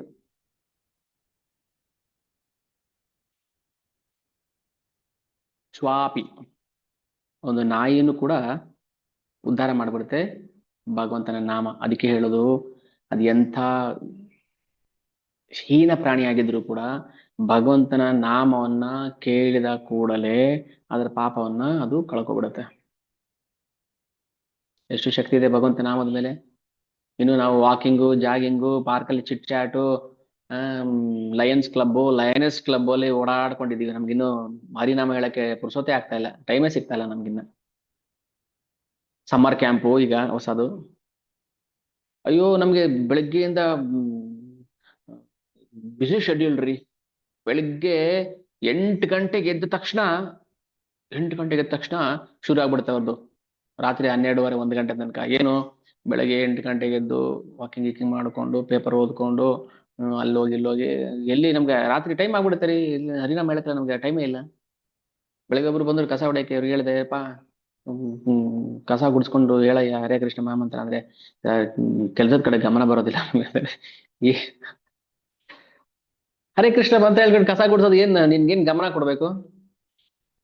ಅಲ್ಲಿ ಗಮನ ಏನಪ್ಪ ಕೊಡ್ತೀಯ ನೀನಲ್ಲಿ? ಕಸ ಗುಡಿಸ್ತಾ ಇದೆಯಾ ಹರೇ ಕೃಷ್ಣ ಅಂತ ಹೇಳ್ಕೊಂಡು ಇಲ್ಲ ಸರ್ ನನ್ ಗಮನ ಆ ಕಡೆ ಹೋಗ್ಬಿಡುತ್ತೆ, ಆಮೇಲೆ ಕೆಲಸ ಮಾಡಕ್ಕಾಗಲ್ಲ. ಯಾರ್ರೀ ಉದ್ಧಾರ ಮಾಡ್ತಾರೆ ನಿಮ್ಮನ್ನ ಹಾಗಾದ್ರೆ? ಮುಗಿತಾ ಇಲ್ಲಿಗೆ ನಿಮ್ ಜನ್ಮ? ಇಷ್ಟೇನಾ? ಒಂದು ನಾಯಿನ ಕೂಡ ಉದ್ಧಾರ ಮಾಡುತ್ತೆ ಹರಿನಾಮ ಅಂತ ಹೇಳಿದ್ರೆ, ನಿಮ್ ಮನುಷ್ಯರಾಗಿ ಭಗವಂತ ನಾಮ ಹೇಳದೇ ಇದ್ರೆ ಮತ್ತೆ ಅವ್ರಿಂತ ಕಡೆ ಅಲ್ವಾ ಹಾಗಾದ್ರೆ? ತುಂಬಾ ಬೇಜಾರಾಗುತ್ತೆ ಒಂದೊಂದು ಟೈಮಲ್ಲಿ. ಹೆಂಗ್ ಅರ್ಥ ಒಂದು ಏನ್ ಗೊತ್ತಾ, 2 ತರ ಬೇಜಾರಿದೆ. ಒಂದು ನನ್ ಮೇಲೂ ಬೇಜಾರಾಗುತ್ತೆ, ಏನಪ್ಪ ಇವಾಗ ಅರ್ಥ ಮಾಡಿಸೋಷ್ಟು ಶಕ್ತಿ ನನಗಿಲ್ವಾ, ಅಥವಾ ನಾನು ಹೇಳಿದ್ದು ಕೂಡ ಅರ್ಥ ಆಗ್ತಾ ಇಲ್ವಾ ಅವ್ರಿಗೆ, ನಾನು ಹೇಳಿದ್ದು ಅರ್ಥ ಮಾಡ್ಕೋತಾ ಇಲ್ಲ ಅನ್ನೋದು ಒಂದು ಬೇಜಾರಿರುತ್ತೆ. ಇಲ್ಲ ನಾನೇ ಅರ್ಥ ಮಾಡೋ ತರ ಮಾಡಿಸೋ ತರ ಹೇಳ್ತಾ ಇಲ್ವಾ ಅಂತ ನನ್ ಮೇಲೆ ನನಗೂ ಬೇಜಾರಾಗುತ್ತೆ. 2 ಬೇಜಾರಿದೆ.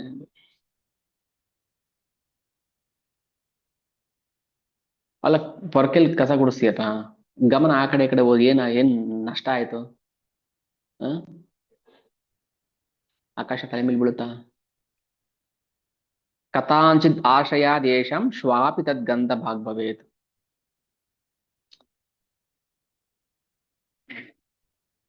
ಒಂದು ವೇಳೆ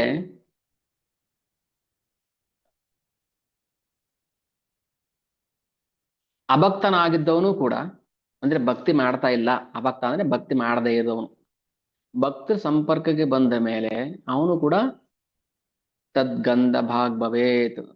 ಗಂಧವನ್ನ ತೆಗೆದಾಗ ಕಲ್ಲು ಅಂಟ್ಕೊಂಡ್ಬಿಡುತ್ತೆ ನೋಡಿ, ಗಂಧ ಸ್ಮೆಲ್. ಗಂಧ ಗಂಧದ ಕೊರಡು ತೆಗಿತಾ ಇದ್ರೆ ಆ ಕಲ್ಗೂ ಗಂಧದ ಸ್ಮೆಲ್ ಹೆಂಗ್ ಅಂಟ್ಕೊಂಡ್ಬಿಡುತ್ತೆ? ಕಲ್ಲು ಕೂಡ ಗಂಧ ಆಗ್ಬಿಡುತ್ತಲ್ಲ.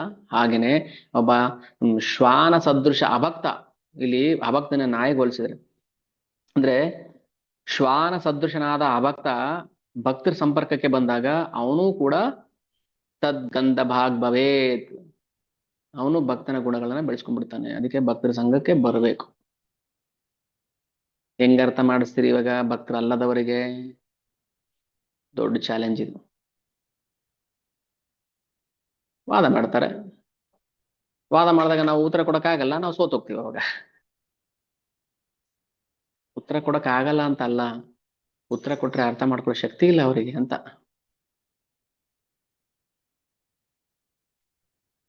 ನಾಯಿಗೆ ಹೇಳ್ತೀರಾ, ಏಪ್ಪ ಇದು ತುಳಸಿ ಗಿಡ ಕಣಯ್ಯ, ಮೂತ್ರ ವಿಸರ್ಜನೆ ಮಾಡಬೇಡ ಅಂತ, ಮತ್ತೆ ನಾಳೆ ಬಂದು ಅದೇ ಕೆಲಸ ಮಾಡ್ತದ್ದು. ಅದಕ್ಕೇನ್ ಗೊತ್ತು ತುಳಸಿ ಗಿಡ ಅಂತ? ನಾನು ಮಾಡದೇ ಮಾಡ್ತೀನಿ, ನನಗೆ ತುಳಸಿ ಗಿಡನೂ ಒಂದೇ ಕಾಂಗ್ರೆಸ್ ಗಿಡನೂ ಒಂದೇ, ಏನಿವಾಗ ಅಂತ ಕೇಳಿದ್ರೆ ನಾವೇನ್ ಮಾಡಕ್ಕಾಗುತ್ತೆ? ಅದಕ್ಕೆ ನಾವು ಪ್ರತಿದಿನ ಶಿಲ ಪ್ರಭುಪಾದರನ್ನ ಪ್ರಾರ್ಥನೆ ಮಾಡ್ಬೇಕು. ಪ್ರಭುಪಾದ ನನಗೆ ಶಕ್ತಿ ಕೊಡಿ, ಪ್ರಭುಪಾದ ನನಗೆ ಶಕ್ತಿ ಕೊಡಿ, ಭಗವಂತನ ಸೇವೆ ಮಾಡ್ಬೇಕು, ಒಂದೊಂದು ಜನಗಳಿಗೆ ಅರ್ಥ ಮಾಡಿಸ್ಬೇಕು, ಕಿರ್ಚ್ಕೊಂಡು ಹೇಳಬೇಕು, ನಾನು ಜನಗಳಿಗೆ ಅರ್ಥ ಮಾಡಿಸ್ಬೇಕು. ಜನ ಮೂಢರು, ಮೊಂಡರು, ಅರ್ಥ ಆಗ್ತಾ ಇಲ್ಲ ಇವರಿಗೆ. ಕೃಷ್ಣ ಪ್ರಜ್ಞೆ ಅಂದ್ರೆ ಅರ್ಥನ ಆಗ್ತಾ ಇಲ್ಲ, ಜಗಮೊಂಡರು ಇವರು. ಇಂಥವ್ರಿಗೆ ಅರ್ಥ, ಪ್ರಭುಪಾದ ಅದನ್ನೇ ಕೇಳ್ಕೊಂಡು ಹೋಗಿದ್ದು ಅಮೆರಿಕಕ್ಕೆ, ಇಂಥ ಜನಗಳಿಗೆ ಹೆಂಗ್ ನಾನು ಕೃಷ್ಣ ಪ್ರಜ್ಞೆ ಕೊಡ್ಲಿ? ಕೃಷ್ಣ ಸಹಾಯ ಮಾಡ್ತಾನೆ. ನಾವ್ ಹೇಳ್ತಾ ಇರ್ತೀವಿ, ಒಬ್ರಿಗಾದ್ರೂ ಈ ಹೇಳೋದ್ ಮಾತುಗಳ ಅರ್ಥ ಆದ್ರೆ, ಹೃದಯಕ್ಕೆ ನಾಟಿದ್ರೆ, ನಾವ್ ಹೇಳೋದ್ ಸಾರ್ಥಕ ಆಗೋಗ್ಬಿಡುತ್ತೆ ಅಂತ. ಒಬ್ರಿಗಾದ್ರೂ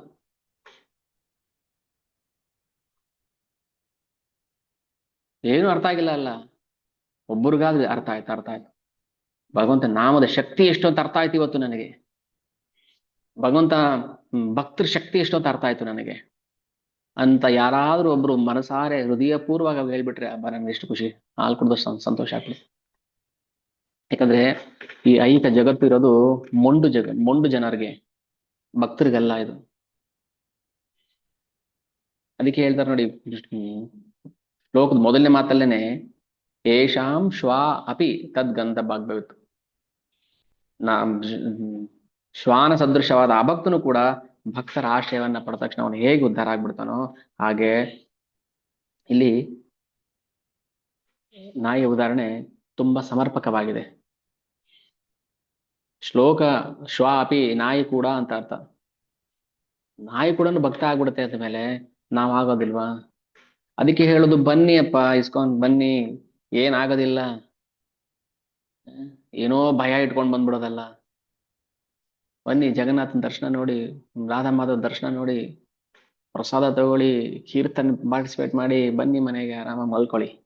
ಇಷ್ಟ ಮಾಡಿ ಭಕ್ತರ ಸಂಘಕ್ಕೆ ಬಂದಾಗ ನಾಯಿ ಕೂಡ ಉದ್ಧಾರ ಆಗುತ್ತೆ ಅಂತ ಹೇಳೋದಿಲ್ವಾ?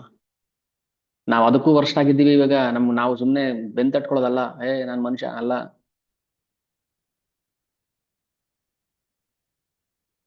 ನನ್ಗೇನಾಗಿದೆ, ಟಿಪ್ ಟಾಪ್ ಸ್ಮಾರ್ಟ್ ಆಗಿಲ್ವಾ? ಒಂದು ಹೀನ ಪ್ರಾಣಿಗಿಂತನೂ ವರ್ಸ್ಟ್ ಆಗಿ ನಾವು ಇದ್ದೀವಿ ಇವಾಗ ಈ ಜಗತ್ತಲ್ಲಿ ನಾವು. ಅದಕ್ಕೆ ತಾನೇ ಮಹಾಪ್ರಭು ಹೇಳಿದ್ದು, ಮರಗಳೇ ವಾಸಿ ನಿಮ್ಗಿಂತ.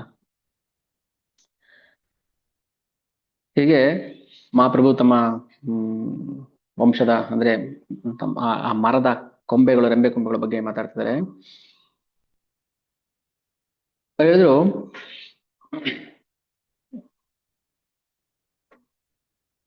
ಯಾರಲ್ಲೂ ನಾವು ಈಗ ಹಿರಿಯ ಕಿರಿಯ, ಇವನಲ್ಲಿ ಈ ದೋಷ ಇದೆ, ಇವನಲ್ಲಿ ಈ ಗುಣ ಇದೆ ಅಂತ ಹೇಳ್ಬಾರ್ದು. ಈಗ ಮರದಲ್ಲಿ 100 ಹಣ್ಣು ಬಿಟ್ಟಿರುತ್ತೆ, ಈ ಹಣ್ಣು ಸರಿ ಇಲ್ಲ, ಈ ಹಣ್ಣು ಸರಿ ಇಲ್ಲ ಅಂತ ಹೇಳಕ್ಕಾಗತ್ತೆ ನಾವು? ಅದು ಕೊಳತೋದ್ರೆ ಸರಿ ಇಲ್ಲ ಅಷ್ಟೇನೆ. ಬಟ್ ಮರದಲ್ಲಿ ಹಣ್ಣು ಬಿಟ್ಟಾಗ ಎಲ್ಲ ಹಣ್ಣು ಒಂದೇ ಅಲ್ವಾ? ಎಲ್ಲ ಹಣ್ಣು ಆ ಮರದಲ್ಲಿ ಮರಕ್ಕೆ ಸಂಬಂಧಪಟ್ಟದ ಹಣ್ಣೆ ಅಲ್ವಾ? ಇದರಲ್ಲಿ ಹೆಚ್ಚು ಕಡಿಮೆ ಅಂತ ಹೇಳಂಗಿಲ್ಲ ನಾವು. ಎಲ್ಲರೂ ಸಮಾನವಾಗಿ ಅದು ಹಣ್ಣನ್ನ ಕೊಡುತ್ತೆ ಮರ. ಅಥವಾ ಇದು ಈ ಹಣ್ಣು ಬಡವರಿಗೋಸ್ಕರ ಕೆಜಿ 100 ರೂಪಾಯಿ, ಈ ಹಣ್ಣು ಶ್ರೀಮಂತರಿಗೋಸ್ಕರ ಇದು ಕೆಜಿ 100 ರೂಪಾಯಿ ಅಂತ ಹೇಳುತ್ತೆ ಮರ. ಒಂದೇ ಮರದಲ್ಲಿ ಹಣ್ಣು ಬಿಟ್ಟಿದ್ದು. ಇದು ಬಡವರಿಗೋಸ್ಕರ, ಇದು ಗಿಳಿಗೆ, ಇದು ನಾಯಿಗೆ, ಇದು ಪ್ರಾಣಿಗೆ, ಇದು ಶ್ರೀಮಂತಿಗೆ ಅಂತ ಹೇಳುತ್ತೆ. ಅದು ಹಣ್ಣು ಬಿಡದೆ ಎಲ್ರಿಗೂ ಸಮಾನವಾಗಿ ಹಂಚುತ್ತೆ. ಸೊ ಹಾಗೇನೆ ಯಾರೆಲ್ಲ ಕೃಷ್ಣ ಪ್ರೇಮವನ್ನ ವಿತರಣೆ ಮಾಡಕ್ಕೆ ಪ್ರಯತ್ನ ಮಾಡ್ತಾ ಇದಾರೋ ಅವರೆಲ್ಲರನ್ನೂ ಕೂಡ ನಾವು ಅಷ್ಟೇ ಗೌರವದಿಂದ, ಪ್ರೀತಿಯಿಂದ ಕಾಣಬೇಕು. ಅಂದ್ರೆ ಒಂದೇ ಮರದಲ್ಲಿರೋ ಹಣ್ಣುಗಳು ಎಲ್ಲರಿಗೂ ಹೇಗೆ ಸಮಾನವಾಗಿ ಕೊಡುತ್ತೋ ಹಾಗೆ ಕೃಷ್ಣ ಪ್ರೇಮವನ್ನ ಹಂಚುವ ಭಕ್ತರನ್ನ ನಾವು ಆ ಗೌರವದಿಂದ ನಾವು ಕಾಣಬೇಕು. ಅದಕ್ಕೆ ಮಹಾಪ್ರಭು ಮೊದಲು ಅವರು ಪ್ರಾರ್ಥನೆ ಮಾಡೋದು ಶ್ರೀವಾಸ ಪಂಡಿತರಿಗೆ. ಶ್ರೀವಾಸ್ ಪಂಡಿತ ಮತ್ತೆ ಶ್ರೀರಾಮ ಪಂಡಿತ ಅಂತ. ಶ್ರೀವಾಸ್ ಪಂಡಿತ್ ಅಂದ್ರೆ ಶ್ರೀವಾಸ್ ಠಾಕೂರ್. ನಾವು ಪಂಚತತ್ವದಲ್ಲಿ ನಮ್ಮ ಬಲಗಡೆ ಕೊನೆಯಲ್ಲಿದ್ದಾರಲ್ಲ, ಅಂದ್ರೆ ಮಹಾಪ್ರಭು ಎಡಕ್ಕೆ, ಅವರು ಶ್ರೀವಾಸ್ ಪಂಡಿತ್. ಅವರಿಬ್ರು ಅಣ್ಣ ತಮ್ಮದರು, ಗೃಹಸ್ಥರು. ಶ್ರೀವಾಸ್ ಪಂಡಿತ್ ನಾರದ ಮುನಿಗಳ ಅವತಾರ. ಹಿಂದೆ ದ್ವಾಪರದಲ್ಲಿ ನಾರದರಾಗಿದ್ದವರು, ಈಗ ಅವರು ಶ್ರೀವಾಸ್ ಪಂಡಿತರಾಗಿ ಬಂದರು. ಅವರ ತಮ್ಮ ಶ್ರೀರಾಮ್ ಪಂಡಿತ್ ಅವರು ಹಿಂದಿನ ಜನ್ಮದಲ್ಲಿ ಅಂದ್ರೆ ಕಲಿ ದ್ವಾಪರದಲ್ಲಿ ನಾರದ ಮುನಿಗಳ ಮಿತ್ರ ಪರ್ವತ ಮುನಿಗಳು. ಪರ್ವತ ಮುನಿ, ಈ ಪರ್ವತ ಮುನಿ ಒಬ್ಬ ರಾಕ್ಷಸನ ಉದ್ಧಾರ ಮಾಡ್ಬಿಡ್ತಾರೆ. ಅಂದ್ರೆ ನರ ರಾಕ್ಷಸ, ನರ ನರ ಏನು ಏನ್ ಹೇಳ್ತಾರೆ ಅದಕ್ಕೆ, ಪ್ರಾಣಿಗಳನ್ನ, ಮೃಗಾರಿ. ಈ ಮೃಗಾರಿಯನ್ನ ಉದ್ಧಾರ ಮಾಡದಂತಹ ಪರ್ವತ ಮುನಿಗಳು ಅವರೇ ಕಲಿಯುಗದಲ್ಲಿ ಶ್ರೀರಾಮ ಪಂಡಿತ ಆಗಿ ಬಂದರು. ಇದೆಲ್ಲ ಹೇಗೆ ನಾವು ಊಹೆ ಮಾಡಿ ಹೇಳ್ತಾರದಲ್ಲ, ಇದೆಲ್ಲ ಯಾವುದು ಊಹೆ ಇಲ್ಲ ಇಲ್ಲಿ. ಹಿಂದೆ ಯಾರೆಲ್ಲ ಏನೆಲ್ಲ ಆಗಿದ್ರು ಅನ್ನೋದನ್ನ ಗೌರ ಗಣದೇಶ ದೀಪಕದಲ್ಲಿ ಕವಿ ಕರ್ಣಪುರ ಅವರು ರಚನೆ ಮಾಡಿದ್ದಾರೆ, ಯಾರ್ಯಾರು ಏನೇನಾಗಿದ್ದವರು ಅಂತ. ಅದನ್ನೊಂದಿನ ಅದನ್ನೇ ಒಂದಿನ ಚರ್ಚೆ ಮಾಡೋಣ. ಯಾರ್ಯಾರು ಏನೇನಾಗಿದ್ರು, ಕೃಷ್ಣನ ಬಟ್ಟೆ ವಾಶ್ ಮಾಡೋರು, ವಾಷರ್ಮೆನ್, ಅಗಸರು ಯಾರಾಗಿದ್ರು, ಕೃಷ್ಣ ಮನೆಯಲ್ಲಿ ಅವನಿಗೆ ಅಚ್ಚುಮೆಚ್ಚಿನ 2 ಹಸುಗಳಿತ್ತು, ಹಸುಗಳು ಯಾರಾಗಿ ಬಂದ್ರು, ಕೃಷ್ಣನ ಮನೆ ಅಡಿಗೆ ಭಟ್ರು, ಭಗವಂತನಿಗೆ ಅಡಿಗೆ ಮಾಡಿಕೊಡ್ತಾ ಇದ್ದವರು, ಭಗವಂತನ ರಥದ ಸಾರಥಿ, ಆ ಕುದುರೆಗಳು, ಭಗವಂತನ ಕೃಷ್ಣನ ಸ್ನೇಹಿತರು, ರಥದ ಸಾರಥಿ, ಇವರೆಲ್ಲ ಕಲಿಯುಗದಲ್ಲಿ ಏನಾಗಿ ಬಂದ್ರು ಅನ್ನೋದನ್ನ ಗೌರ ಗಣೋದ್ದೇಶ ದೀಪಿಕದಲ್ಲಿ ಕೊಟ್ಟಿದ್ದಾರೆ.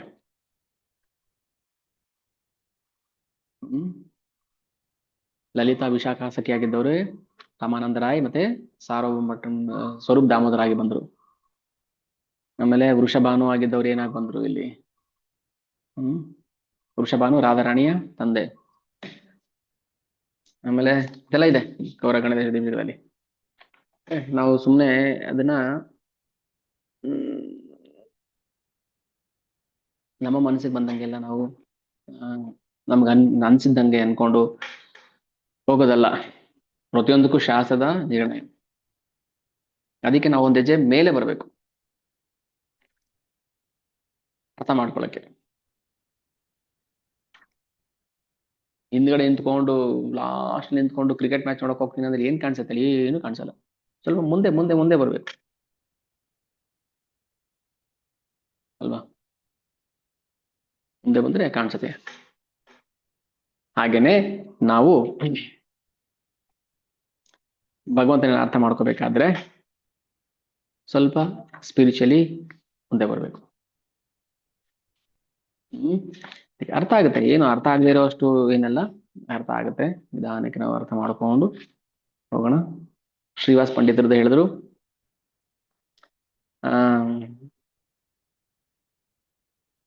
ಆಮೇಲೆ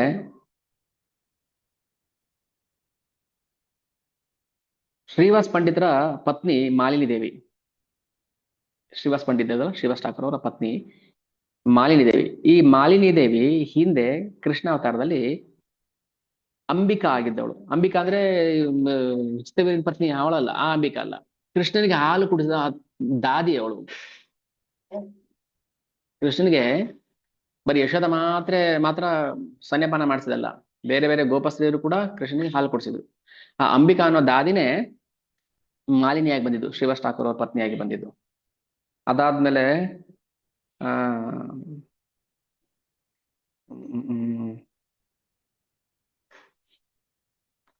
ಓಕೆ, ಇದೆಲ್ಲ ಒಂದಿನ ಚರ್ಚೆ ಮಾಡೋಣ ಬಿಡಿ, ಒಂದೇ ಸಲ ಮಾಡೋಕ್ಕಾಗೋದಿಲ್ಲ. ಸೊ ಯಾರ್ಯಾರು ಏನೇನಾಗಿದ್ರು ಅನ್ನೋದನ್ನ ನೋಡೋಣ. ಓಕೆ, ಇಲ್ಲಿ ಸ್ಟಾಪ್ ಮಾಡೋಣ, ಮುಂದೆ ಚರ್ಚೆ ಮಾಡೋಣ. ಆಮೇಲೆ ರಾಧಾರಾಣಿಯ ತಂದೆ ವೃಷಭಾನು ಇಲ್ಲಿ ಅಂದ್ರೆ ಕಲಿಯುಗದಲ್ಲಿ ಪುಂಡರೀಕ ವಿದ್ಯಾನಿಧಿಯಾಗಿ ಬಂದ್ರು. ಪುಂಡರೀಕ ವಿದ್ಯಾನಿಧಿ ಚೈತನ್ಯ ಮಹಾಪ್ರಭುಗಳ ಪರಮ ಭಕ್ತರು. ಅವರು ಹಿಂದೆ ಏನಾಗಿದ್ದವರು ರಾಧಾರಾಣಿಯ ತಂದೆ. ಇವರು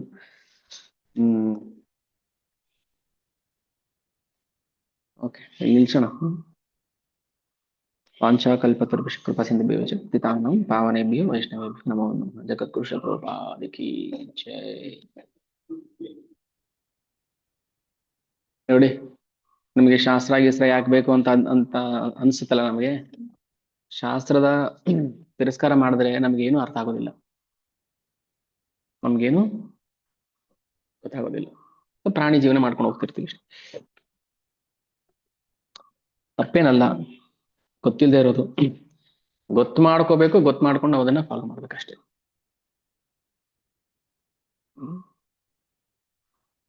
ಎಲ್ರಿಗೂ ಶಾಸ್ತ್ರ ಓಪನ್ ಆಗಿ ತಿಳ್ಕೊಳ್ಳೋದಿಲ್ಲ, ಸುಕೃತಿ ಇದ್ರೆ ಮಾತ್ರ. ಅದಕ್ಕೆ ಆ ಸುಕೃತಿಯನ್ನು ಬೆಳೆಸ್ಕೊಳ್ಳುವಂತ ಪ್ರಯತ್ನಗಳನ್ನ ಮಾಡ್ಬೇಕು ನಾವು. ಹೇಗೆ ಸುಕೃತಿ ಬೆಳೆಯುತ್ತೆ, ಅಟ್ಲೀಸ್ಟ್ ಈ ಜನ್ಮದಲ್ಲಿ ನಮ್ಗೆ ಎಷ್ಟು ಸಿಕ್ಕದೋ ಅದೇ ಭಾಗ್ಯ. ನಮ್ಗೆ ಎಷ್ಟು ಭಗವಂತ ಕೊಟ್ಟಿದಾನೋ ಅದನ್ನೇ ನಾವು ಭಗವಂತನ ಸೇವೆ ಬಳಸಿದ್ರೆ ಮುಂದೆ ಭಗವಂತ ಇನ್ನೂ ಹೆಚ್ಚಿಗೆ ಕೊಡ್ತಾನೆ, ಇನ್ನೂ ಅವಕಾಶ ಕೊಡ್ತಾನೆ ಸೇವೆ ಮಾಡೋದಕ್ಕೆ. ಮಾಡಿ, ಅವಕಾಶ ಇರೋದನ್ನ ಕೈ ಚೆಲ್ಲಬಾರದು ಅಷ್ಟೇ. ಅದಕ್ಕೊಂದು ಕತೆ ಹೇಳಿದ್ವಿ ನಾವು. ಒಬ್ಬ ಬಡವ, ಒಂದು ಚಿಕ್ಕ ಸಂಸಾರ, ಗಂಡ ಹೆಂಡತಿ ಮಕ್ಕಳು ಜೀವನ ಮಾಡ್ತಿರ್ತಾನೆ. ಅವನಿಗೇನು ಅವತ್ತನ್ನ ಹೊಟ್ಟೆ ತುಂಬಿಸ್ಕೊಂಡ್ರೆ ಸಾಕು, ಏನೋ ಕೂಲಿಗೆ ನಾಲಿ ಮಾಡ್ಕೊಂಡು ಜೀವನ ಮಾಡ್ತಿರ್ತಾನೆ. ಒಂದಿನ ಅವನಿಗೇನಾಯ್ತು, ಕಾಡಲ್ಲಿ ಸೌದೆ ಕಟ್ ಮಾಡ್ಬೇಕಾದ್ರೆ ಅವನಿಗೊಂದು ಚಿನ್ನದ ಮಡಕೆ ಸಿಕ್ತು, ನಿಧಿ ಸಿಕ್ತು. ಬಡವನಿಗೆ ನಿಧಿ ಸಿಕ್ಕಿದ್ರೆ ಏನಾಗುತ್ತೆ, ಅದ್ರ ಬಗ್ಗೆನೇ ಯೋಚನೆ ಮಾಡ್ತಿರ್ತಾನೆ ಅವನು ಯಾವಾಗ್ಲೂ. ತಗೊಂಬಂದ್ ನೋಡ್ತಾನೆ, ಮನೇಲಿ ಚಿನ್ನದ ನಾಣ್ಯಗಳಿದೆ ಅದರೊಳಗೆ.